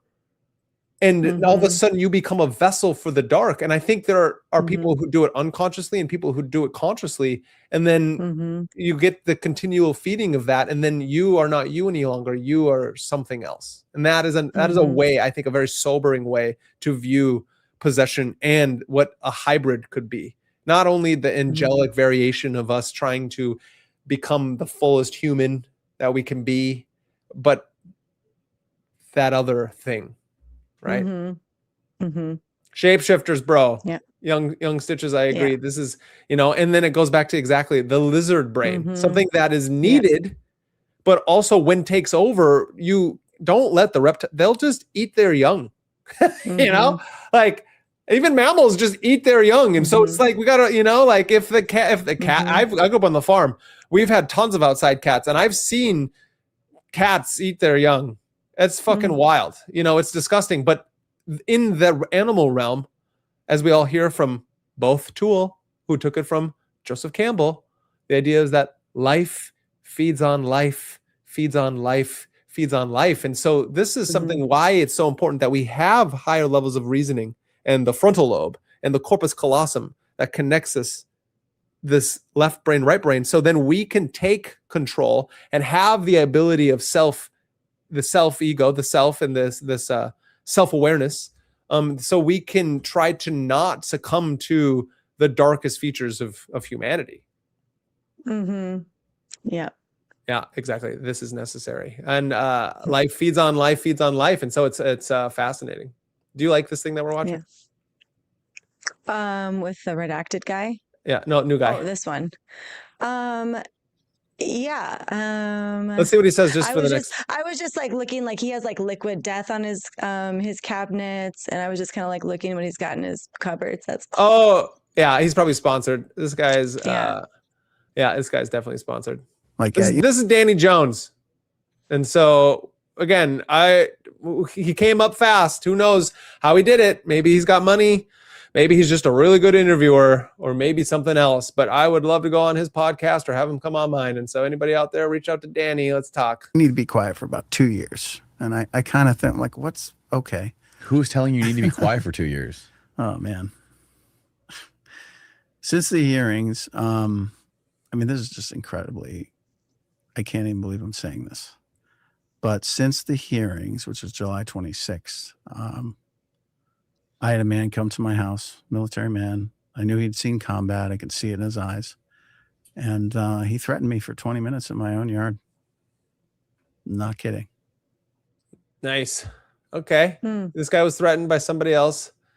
So interesting enough, this is kind of one of the things that's coming out here a lot, is that people continue to tell us without any experience, as in like, I don't know who the fuck this guy is, and so why do these strange events continue to happen to people, and why do then they go on these podcasts? So that's probably some military guy. Somebody will be able to fact check me in the comments or whatever. But and yet, what is this all leading towards? We still have war with other countries. Like we're warring with the Middle East right now for most likely it's the fucking Holy Sepulchre or some kind of tomb of Gilgamesh or a portal. Instead of they're telling us it's because of we're trying to have regime change, which didn't work, and people are like, bring back Persia. But the idea is that Persian is not Iran is, I learned from that professor that Iran, or Aryan, Iran, that's the original name, Iran. And then the term Persian is an outward term looking in, right? And then, so it's not actually, no one, they didn't call it Persia back in the ancient world. They called it Iran, supposedly. But then there's another country that's called Iran, and that's called Ireland. And so that was fascinating enough. And people were like, what does that matter to this? And I'm saying, if magic is language and language is magic, when it's used the right way, we're all fucked up because we don't know the separations between the lines on the map and what the actual map is trying to tell us. And I think that's a fascinating conversation. Well, and I think that's where it's important to remember that the intention of these people as well is to like try to erase these places from our memories. But like you can't actually do that because they actually technically exist in our collective memory. But like when you look at like what they did to Baghdad, what they do to every ancient site, right? Like they just completely destroy it. But for some reason they keep the pyramids and like certain ones. I'm not sure why, but like every other ancient site just gets destroyed. And I think it's because they want to erase these from our memories because they would remind us of something, which like begs the question, how old is our civilization? Like sometimes I wonder if it's like not actually as old as we think it is, if it's actually more in a tangible past, but they are, and that's why they have to erase it. I don't know. It just seems like, why erase these artifacts? Like they've eluded them, they've stole things from them. Like, okay. But there is an element to that, you know, like of erasing our history like at all trying times. To erase our, but they can't erase your memories. Like that's the thing, is like they actually can't take that from your our conscious experience. Well, you know, unless they give you high dosages of LSD, and then you know, but then that's the idea of memento, where if you can, you know, you got to put the pieces back together to be able to, and or in Kingdom Hearts, that's what happened in that video game. Why it's so brilliant, just because as Sora, you have to piece back together your memory, your chain of memories, so you can remember the things that you did, so you can know where to go to reface, you know, this type of situation that we found ourselves in. Passing enough, and I think that is exactly it, as Graham Hancock talks about. We are a civilization with an amnesia, and I think that it's that kind of idea gets thrown out so easily. And I think that once we remember that, it doesn't like a lot of these things don't even matter because of a lot of these, you know, we know whatever the human experience is, we know that there's something more than what we're being told, you know. And here's the I said I would bring it to you, and I think this is an important one as well, so we can all see that no matter where it comes from. And I'm not one who thinks Joe Rogan is a Fed. You know, just because of things, you know, he maybe has been talked to here and there. I don't know. I don't think any of that matters, but I think that he is somebody trying to figure things out just as much as anybody else. I think we're here to experience something very strange and profound, and there's an event that we're building up to, and I think that's why there's this focus on disclosure. That's why this documentary hit so hard. Guys like Marco Rubio are sticking their neck out, and Tulsi Gabbard and Rep Luna. She came on my podcast too, and she was telling me some stuff that was just like mind-blowing. And the mind-blowing stuff is always after the fucking podcast. You know, it's like, it's not mind-blowing when she says things like, oh, I know there are ultra-terrestrials. I've seen some things and heard people talk about stuff. And I'm all like, come on. This whole national security thing that these people know better than the masses. It's like, let the tides change. Right. Also, too, like a descriptive story would be helpful. Like if you have seen something, perhaps you could describe what you saw. You know what I mean? Instead of just being like, oh, I've seen some things that are really amazing. It's like, well, you have descriptive abilities, do you not? Like, could you please describe to us what you saw, and we can gauge your ability to tell a good story, right? Like, why not tell us it in a story form? And that's what's interesting, is that's why, we have to go watch the videos, right? Like, but these videos, these Epstein videos, not Epstein, sorry. See, that's why it's like Epstein videos, no one's going to watch those videos. But the idea is the UFO disclosure videos are just all these ticky-tacky sphere things in the sky that then I'm like, fascinating. Are they what, Merkavas? This is like little people. Is this like light bodies? You know, because that's what the New Age wants to tell us. Like Prussia was experimenting with anti-gravity devices like way back in the early 1900s. So it's like, true. If we're not seeing if all we are seeing are these anti-gravity craft, I'm not quite sure how I'm supposed to put them into being aliens, because do all of them take anti-gravity? Like, you know what I mean? Like, is it the insectoids on there, or is it the reptilian ones, or is it the, the Nordic ones? Who's taking the craft? Oh yeah, who knows, and so I And why do they all have completely the same craft too, Yeah, I know. And I think it comes back to the idea is that the idea of little green men in these UFO-sized spaceships came to us from Bugs Bunny in like the 30s and 40s. Yep. So that's when Betty and Barney Hill and people started having these crazy experiences.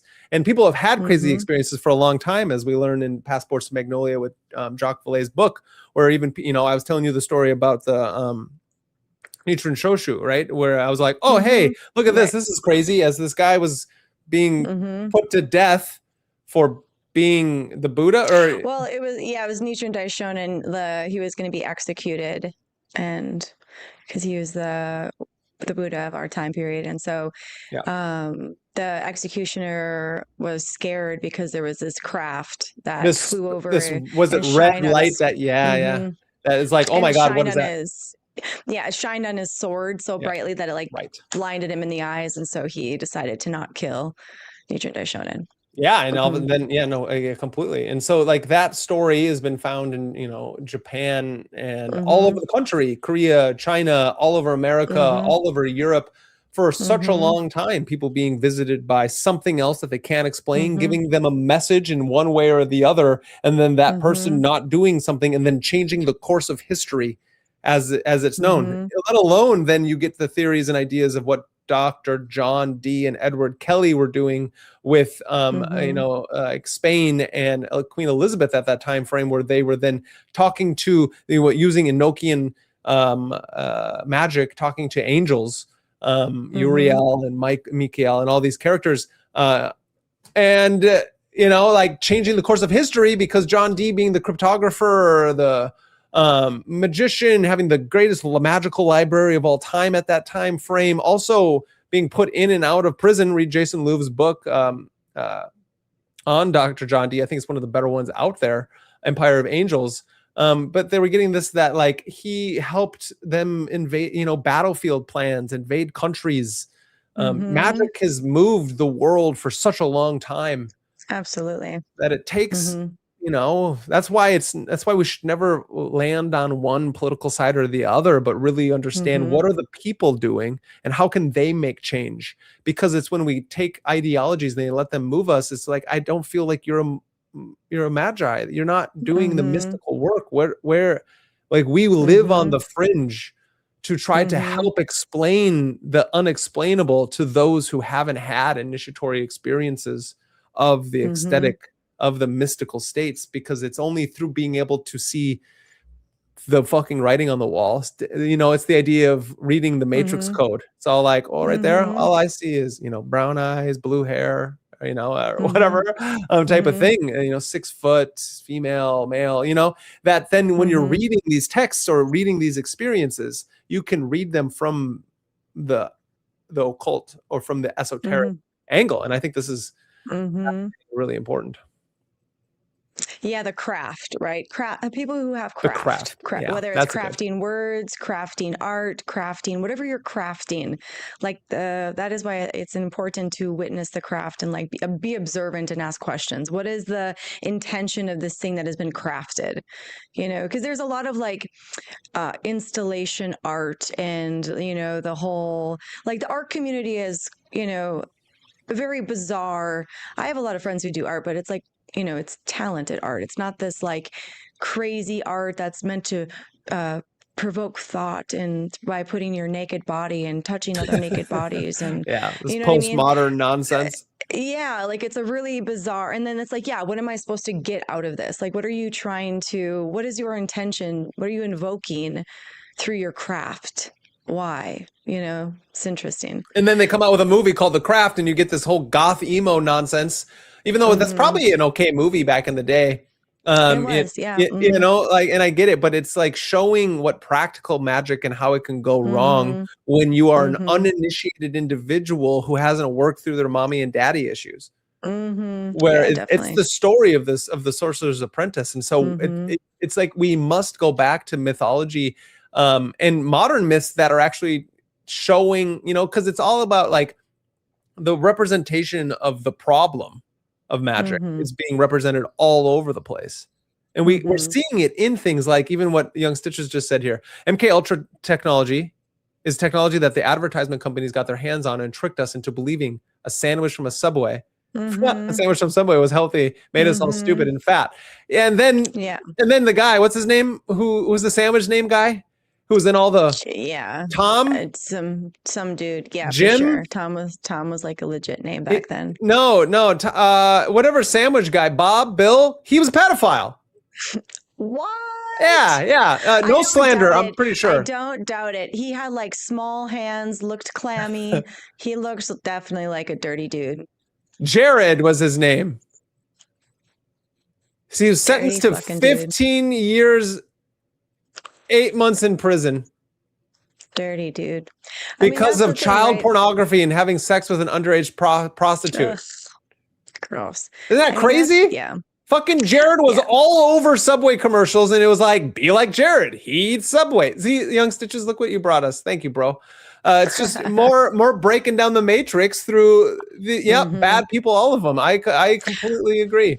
Yeah, well, that's why I just go back to like we live in this like fun house, but like scary fun house with like crazy mirrors and like crazy puppet dolls bouncing out of the walls, and like we're just made to think it's like, oh, this is normal.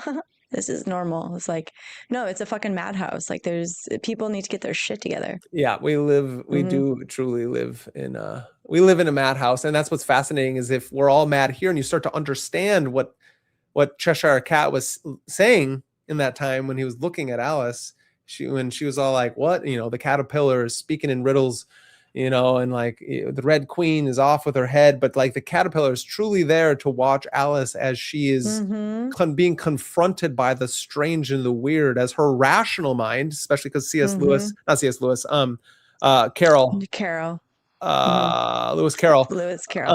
was a mathematician. And so he understood these types of things through math and understood the interconnected nature of stuff. And he was really trying to break down the mind in a Zen-like Western mathematical way of what it takes to make the rational mind go mad and to experience life from a new framework.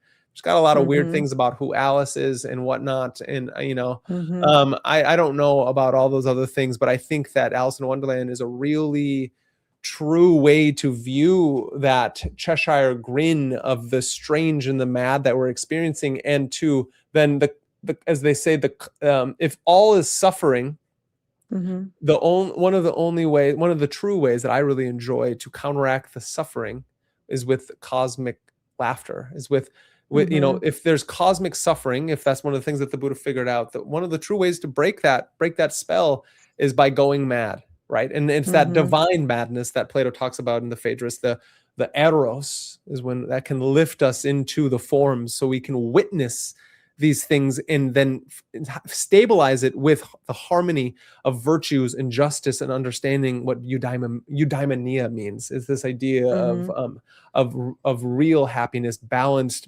through this kind of tripartite soul, because Aristotle technically was a Platonist, even though people hate that kind of thing. And so here we go. I just want to finish this clip here. And she really got me to read the Book of Enoch. She's like, you got Book of Enoch just keeps being brought up. The Nephilim and the Watchers.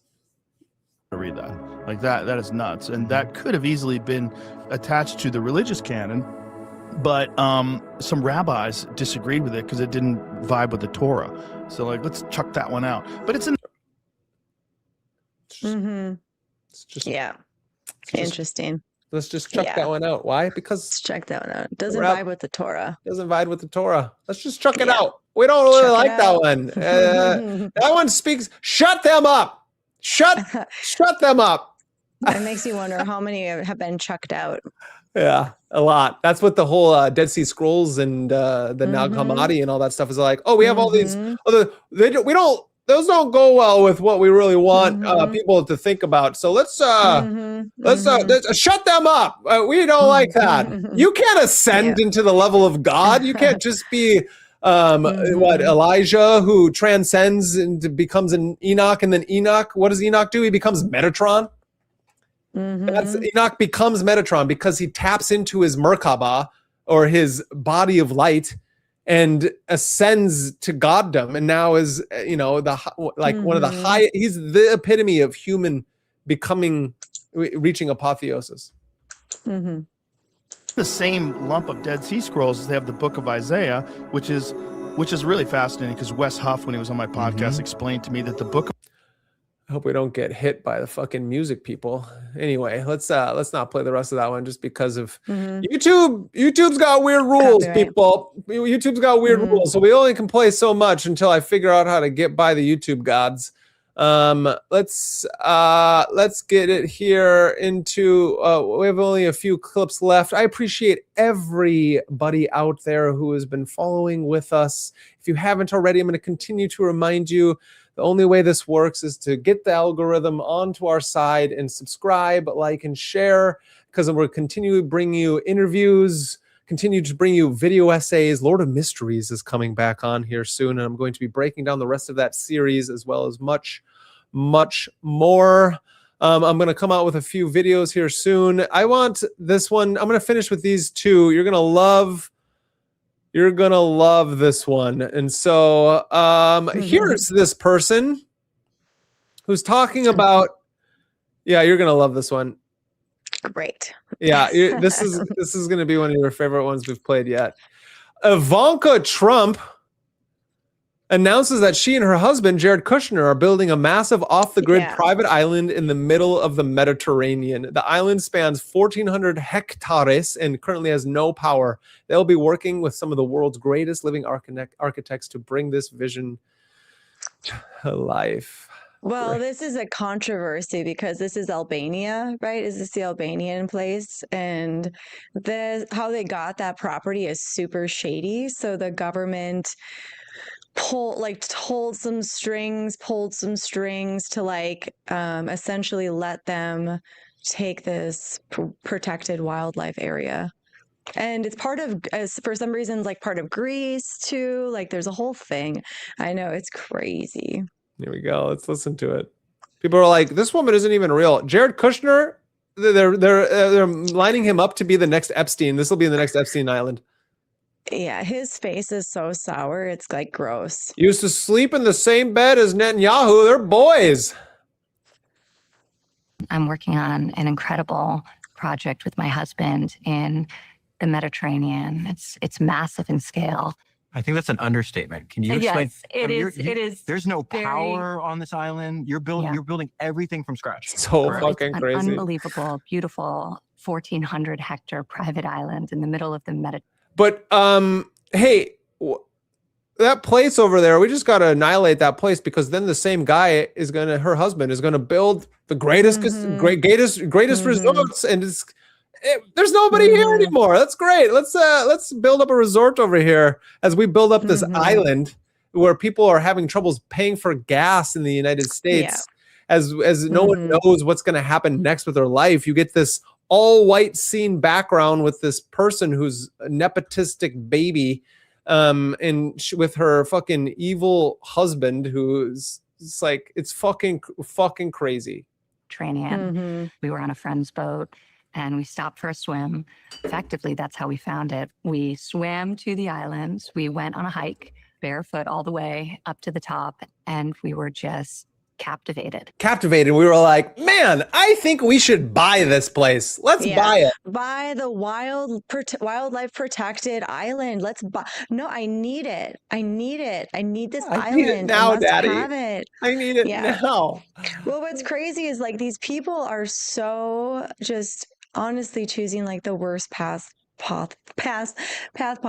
There's just what is good that's going to come of your experience when you literally rape, torture, and pillage everything? What do you expect to get for your future or your children's future? You know what I mean? How these people think that I don't know. It's just bizarre. She looks like an alien. I mean, she looks like a reptile. Yeah, no. What was the woman's name in Willy Wonka? Was her name Ivanka? who's like, I want it now. I want my golden egg. Crazy. Yes, that's hilarious. That's yeah. Well, we just figured it out. We got some Land Before Time here. It's so Land wild. Before Time. Oh, as in this happened before and now it's happening now. It's a poor reference. Okay. It's actually not a reference to The Land Before Time, the Okay. dinosaur film. Gotcha. That's dinosaur propaganda. We do not promote dinosaur propaganda here at MagusintheMedia. We're dragons and we're dragons all the way. Let's continue this. And it stayed with us ever since. And over the course of many years, we developed the opportunity to help realize its potential and transform it, but with a lot of restraint and care, because the land is so beautiful that really the architecture has to be fully integrated into it, almost rise from it. You know, it's not even a business for me, despite the scale of it. We not only the island, but we have 5 miles of beachfront directly across from the island, this beautiful. It's like she talks and I want to I know, she's so pathetic. It's like crazy. We just found this island and like nobody was like living there. And it just like, we had the money, they were selling, and we just bought it. And then we were like, I'm not even in it for the business. It was just because like a pet project, because I love the island. And I just really wanted to see the island come to life in the best way. I mean, it was living, but I think we could give it more life because we're the high caliber of humans. Yeah, we are divinely ordained by God, because my husband. She's wearing like an Apple Watch, like, you know what I mean? We walked barefoot with our Apple Watches on our ankles because we wanted to let our hands be free, but we couldn't put our Apple Watches down because they track our steps and our diet and our breath. So we still had to wear them, but we were barefoot and that felt really good. I agree. Oh, nice. I like that. Anti-nomadic, Ahrimanistic 5D land grab. Beautiful. Nice. Yeah.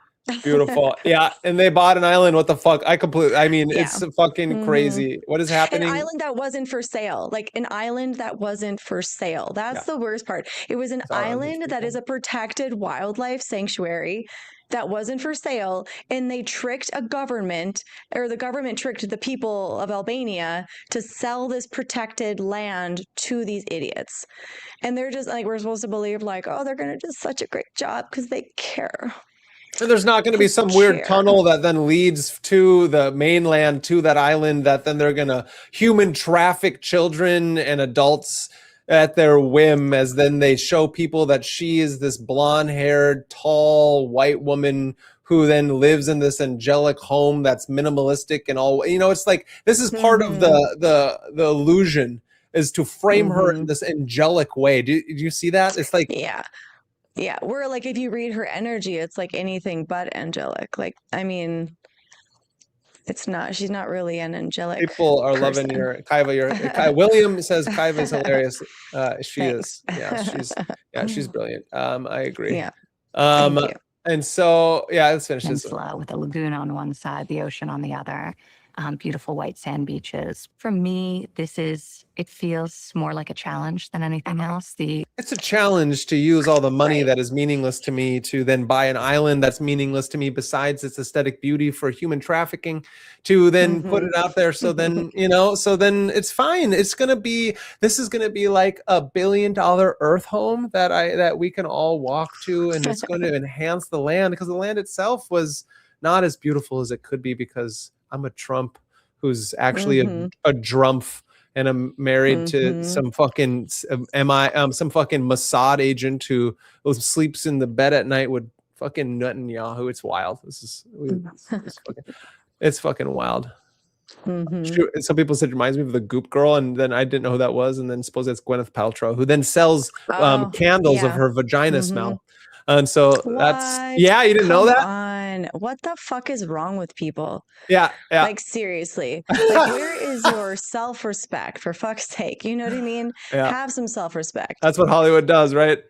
Yeah, that's crazy. Commoditize everything. Yeah. The culmination of all of my experience in real estate, all of my travel, a lot of reflection on how I want to live. And all of the babies that I've actually sacrificed to make this happen. Thank you, Moloch. Thank you, Baal.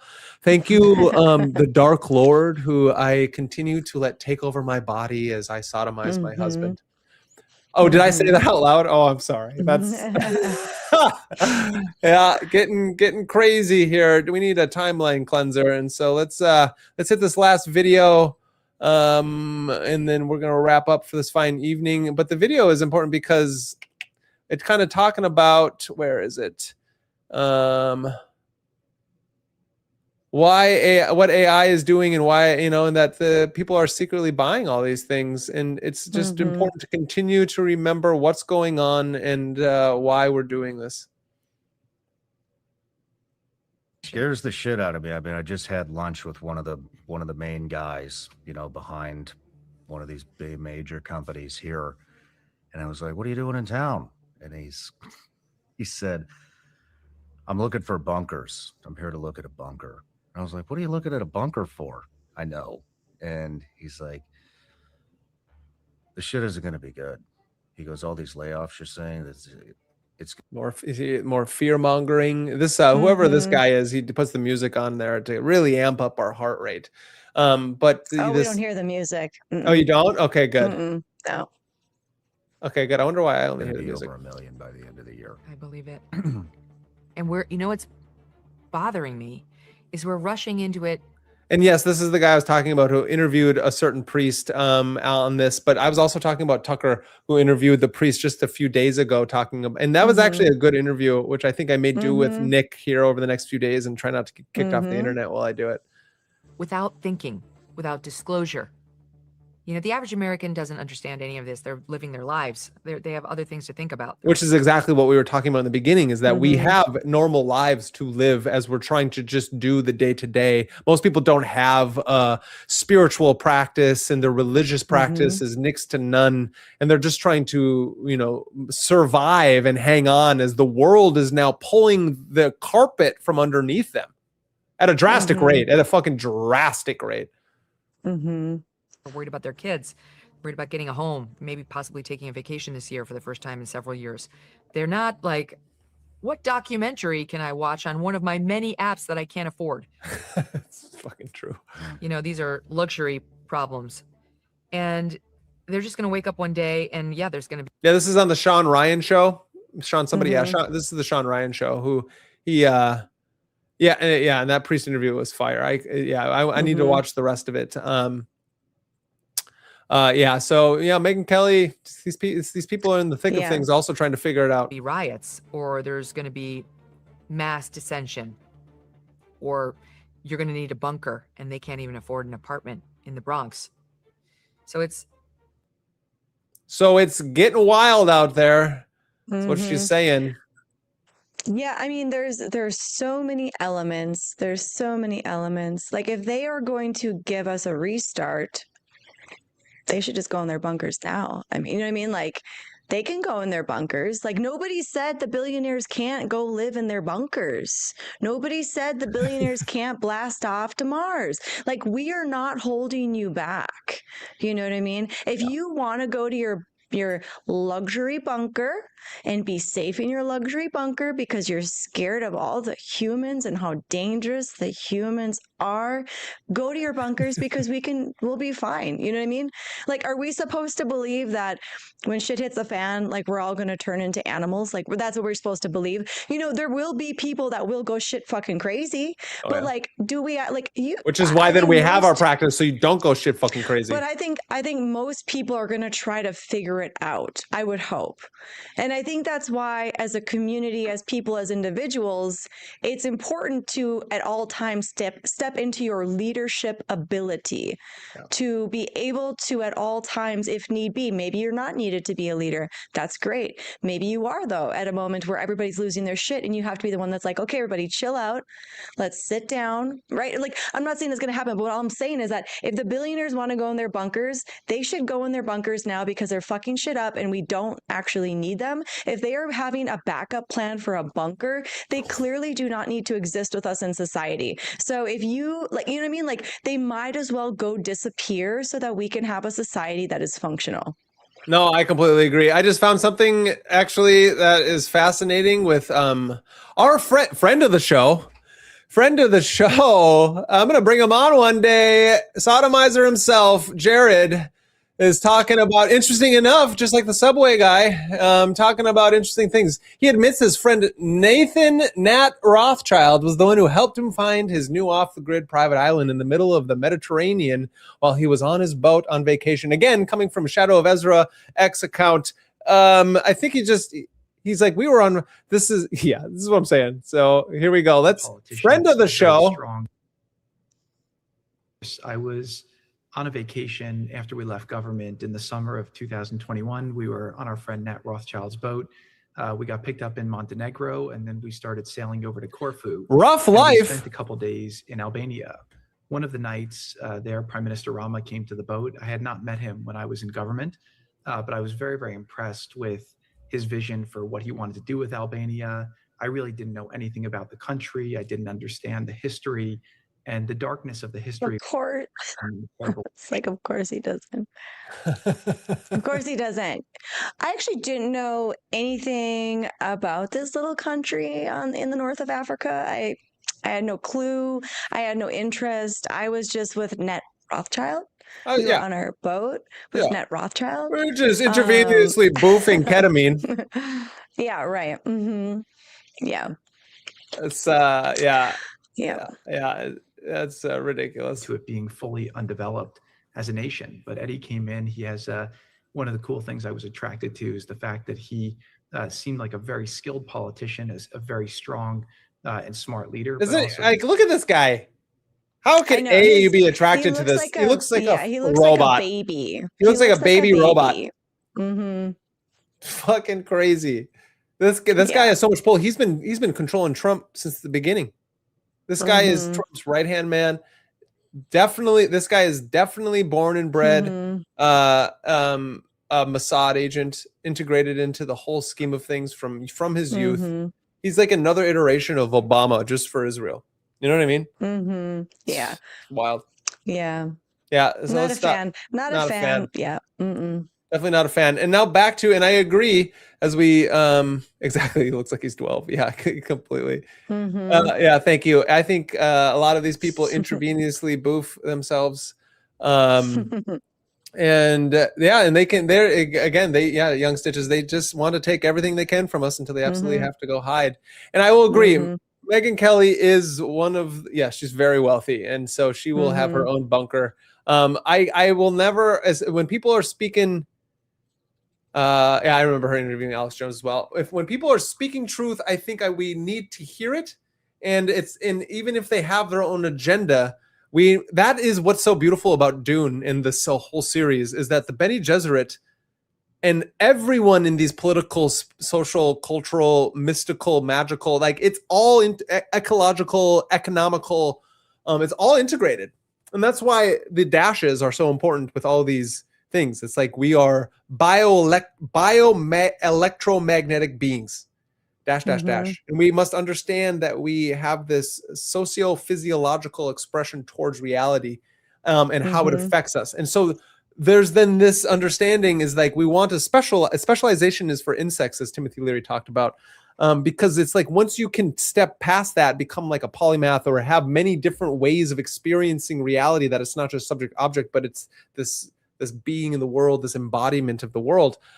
We can then start to understand when truth is being told. We can put our hatred for people and their circumstances aside and be like, okay, there's something here. It feels like it's encoded. I think I have to listen closer.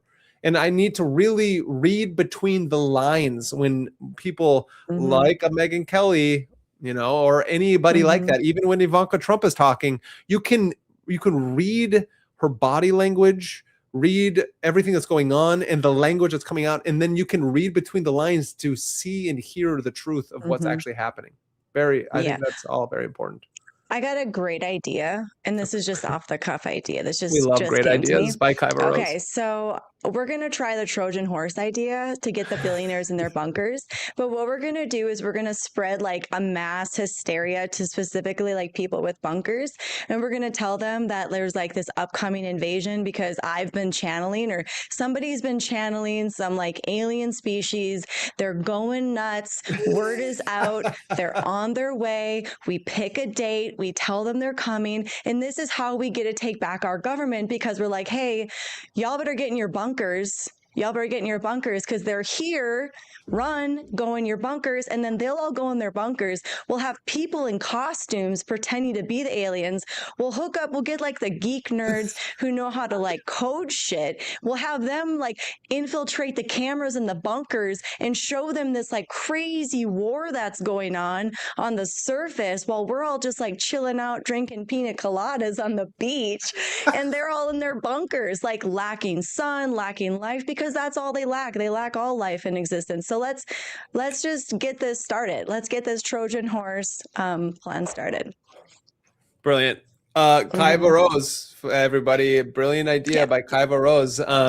Yeah, people agree. Yeah, Tarkin up. Yeah, yeah. We got roses from Yasmin's Sky instead. Yeah. Yes. Yeah. We'll use their playbook. Yeah, I completely agree. Great idea. Yeah. Great idea. Brilliant.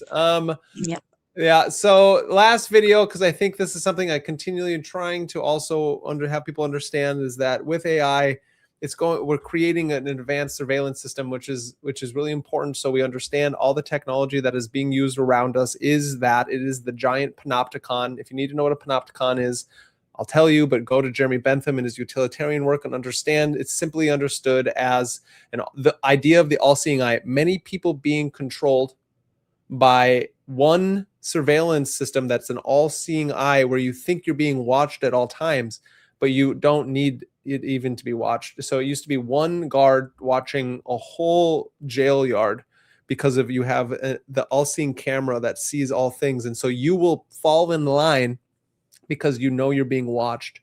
And at any time, the social credit structural score can like down you. And so this is, this panopticon, this idea of the Palantir, right? Or Palantir, or the Oracle is watching us at all times. And it is going to score you based upon its own rules and structures, not the Constitution, which we all have our most inane rights from God. Or whatever that means for you. But we all know what it means to have a moral, ethical structure. And so here's the last video for the evening. I appreciate everybody who is here. Subscribe, like, and share. You all are amazing. The Eye in the Sky is also a great, and it can read your mind, supposedly. A great Philip K. Dick novel as well. Read your Philip K. Dick, and all of this will be much easier on you. We're doing it, and we're doing it live. Here we are. One last video for the night. Let's see what we got. And it's, again, Megyn Kelly. The AI creator was going to shut down the program. And long story short, he was threatened by the AI that if he did shut it down, the computer was going to tell everybody about the affair he had on his wife, which it knew about because it had access to his emails. Is that crazy? I mean, shit. That's dark shit. Isn't that crazy? Yeah, not surprising. I mean, it's like, honestly, just don't do stupid shit. You know what I mean? Like, just don't do stupid shit. True, but everyone's done stupid shit in their life, and to air it out is ridiculous. I know, but like, but don't be cheating on your wife, is what you're saying? I completely agree. Right? Yeah. I mean, like, if you can't own it, don't do it. That's good. That's good. That's true. Elizabeth in Holmes, the past, forget about it. Right. Of Theranos, the one prick in the finger, and I can tell you everything about you, which was a fraud, and she's in jail serving a 9 or 10 year sentence. She tweeted out, you can tweet from prison. She actually just followed me. I might have a relationship with Elizabeth Holmes now. Isn't that crazy? That that's another thing, is like, if you have the right connections, you can do and have anything anywhere. I don't know. She tweeted out, delete all of your emails, delete all of your photographs, including your hidden photos, delete all of your medical records that are online, delete everything within the next few years, because that's the window you have before it will all be spilled onto the internet by AI that will access everything. So there's that. Yeah. So, what, Kaiva Rose, please tell us, what did we learn today? Well, I mean, I think a lot of ideas were created. I think it was like what we really learned is that ultimately, at the end of the day, you have to be in control of your own center and your own space, because no matter what happens in the world, shit's always going to happen. Like, shit's always going to go down. And if you're meant to be in the middle of that shit, you'll be in the middle of that shit. If you're not meant to, you won't be. And that's why we need to do our practice so we can keep ourselves at a frequency, is how I guess you could say, but also just like continuously making good causes so that your future is good, that you have the good life that you want. So making sure that every cause we make gives the future that we want. And so I think at the end of the day, no matter what shit happens, it's all like, I don't know, we can't prevent any sort of catastrophe, right? So it's like at the end of the day, you are who you are. That's all you have to really ultimately be in control of.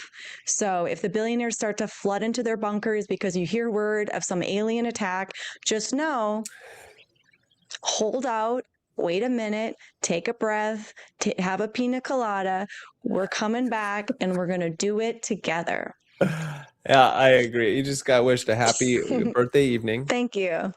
And yeah, that was great. Hold up, wait a minute. You know, it's one of those things where it's true. If you can take a second and not allow the panopticonic structures to steal your loosh, your energy, your chi, your prana, your any of that, whatever that means to you, to put your nervous system into a sympathetic state where your limbic structures are vibrating in a negative way, where all of a sudden everything is stress and you're releasing cortisol. What happens is you start to make poor decisions. When you make poor decisions, then the dominoes just continue to fall over and over and over again until you have something to be blackmailed about, because you're then succumbing to the lower desires, the animal within you, when what we're trying to do is we're trying to become human again. And that goes back to why I'm continually talking about Dune.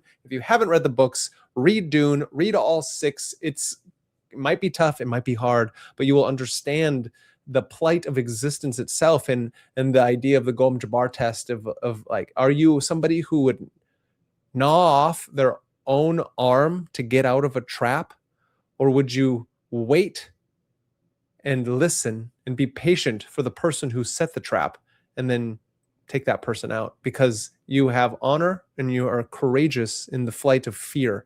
And if what we've learned anything about the litany against fear, the litany of fear of the Bene Gesserit, it is that fear is the mind killer. Fear is the little of death that brings upon total obliteration. I shall face my fears and I shall let it pass over me. And when I look behind, only I shall remain. And I think that is really important for us all to realize, is that it's our fear centers and those ancient gods, the chthonic gods, the gods of those forces, the Lovecraftian gods of these lower centers, of the abyssal creatures. I think then those things can take control of us and we don't have to let them. And that is what it means to become the fullest of human, to understand and use rationality and reason and tap into our prescience and listen to our intuition. And then when we do that, we can understand that language, the idea is language is magic. And that when we tap into our magic, we can tap into how language creates. Words create worlds. And when we can understand that, we can understand the world that we are in and the inverted republic that is at hand.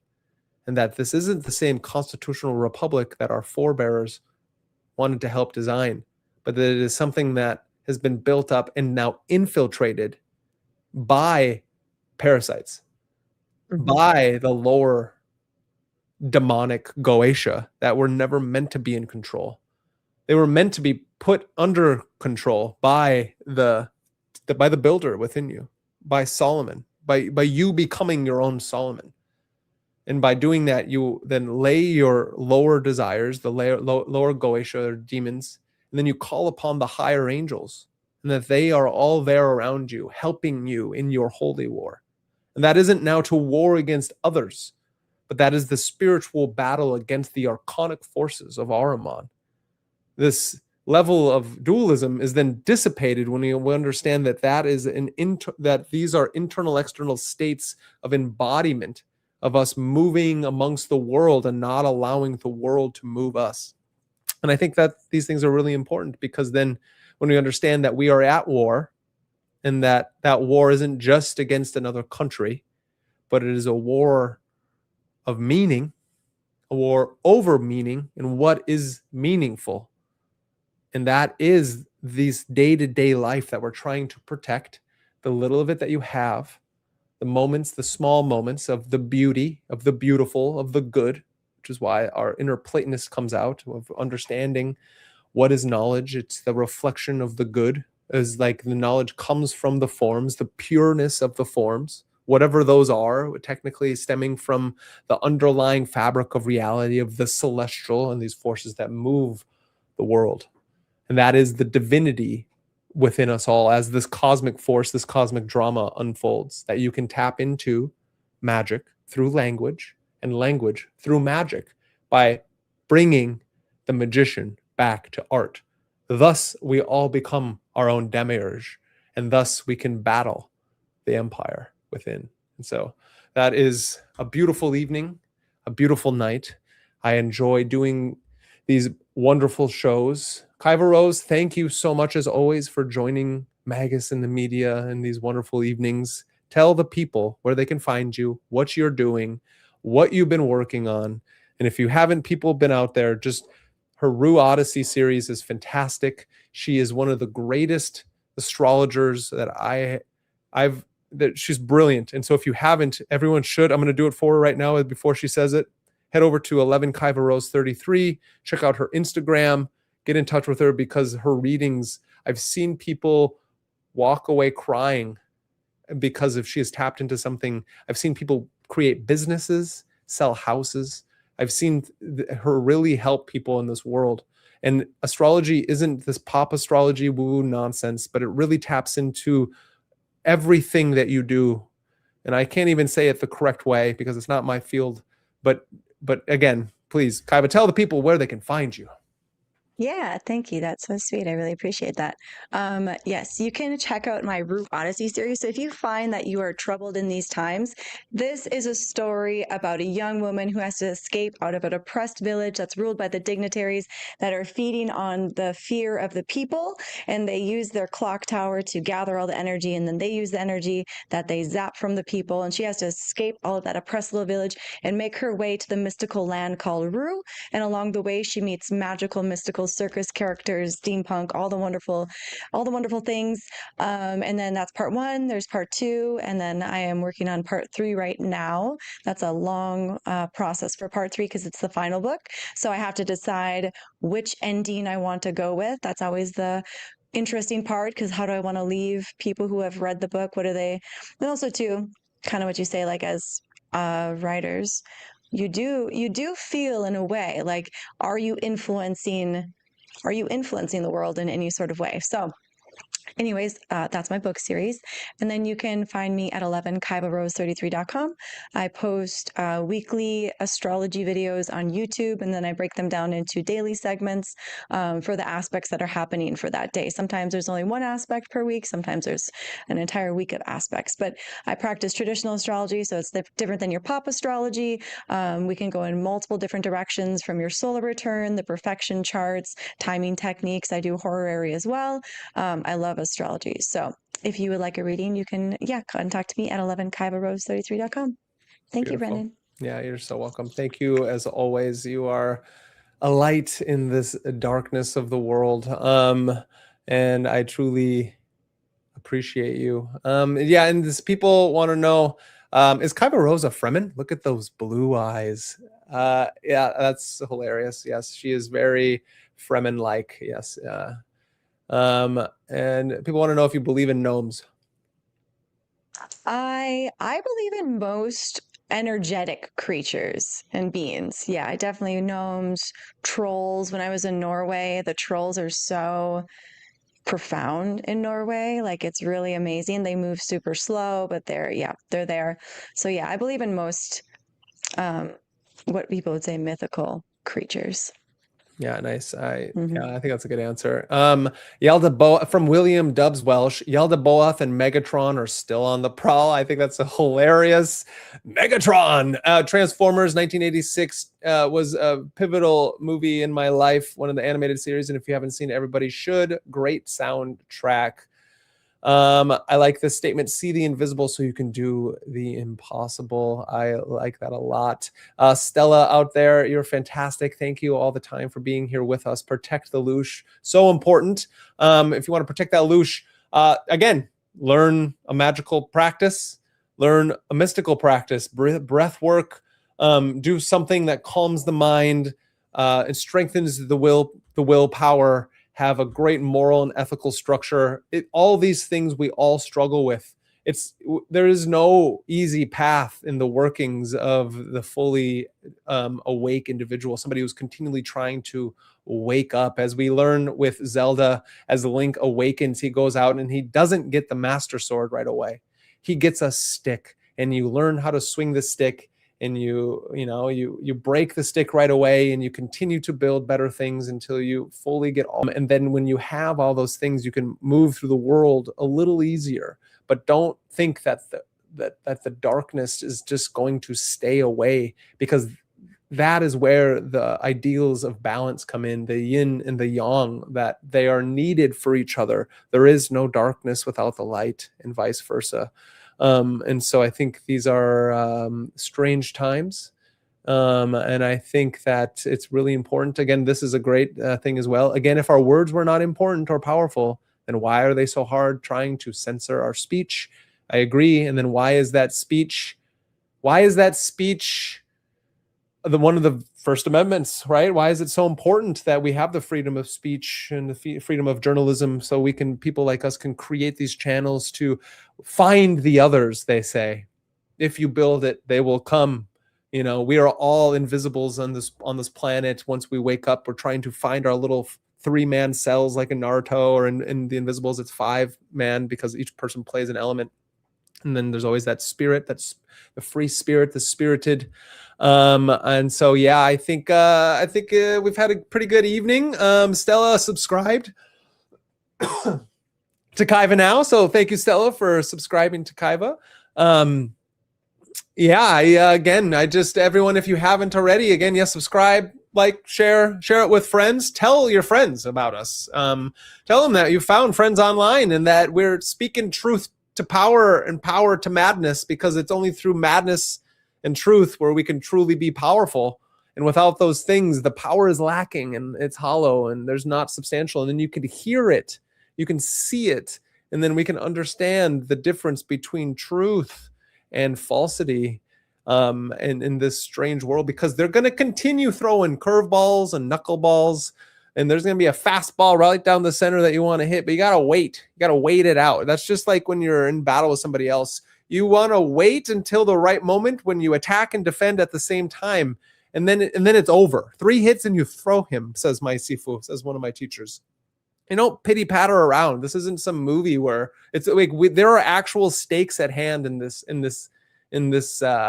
strange experience as humans, because life is beautiful. But if we are afraid of death, we never can truly live the good life. And so realize that we can move past the age of Osiris, past the age of Iris, into the age of Horus and on. As Jin says, Jin the ninja calling him out for the good, because we are living within the age of Sophia, the age of the daughter, the aeon of the daughter. And I really like that. I like that idea as we are waking up from sleep. And this has been a long sleep, a long, arduous journey.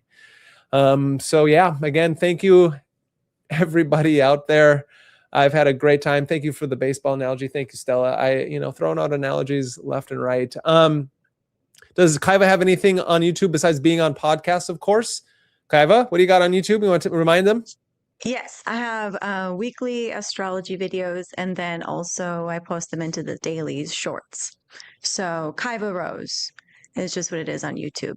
Thanks for asking. Yeah, that's a great question. Jen the Ninja says proof is relative, though. Jen, okay, so me and Jen, we have some differences, as we all, as occultists and magicians and humans, we do. And I think that's how we sharpen our sword even better. And so even though there's certain things that we may disagree with, when we talk it out, we agree mostly on a lot of things. And so what do we got in the workings on MagusintheMedia? Well, just so everybody knows, tell other friends, we're going to be I'm trying to do as many shows a week, live shows a week, where I'm bringing you all the different things that I'm learning, starting up a Patreon. So when that in the memberships on YouTube, so when that comes up, please support the channel. That means I can do more of this and we can have more of these kind of conversations. I am coming out in the next few days, interview conversation with the great Angel Miller and his supernatural woman and the male initiate. I'm probably going to drop that by the end of the week. I've got a Lon Milo Duquette interview that I did with him. I'm interviewing on Thursday Alan Chapman, and oh boy, am I excited for that one and everything he's doing with Magia and all his works. As well as that, I'm just going to continue reaching out to people, and I'm going to continue to be bringing you all the stuff that I find fascinating as we work through myth, magic, and meaning. Patreon's coming up soon. Buy the merch. Once we're on Patreon, I'm going to be doing a book club. I'm going to be doing more of this. More occult rejects, more threshold saints.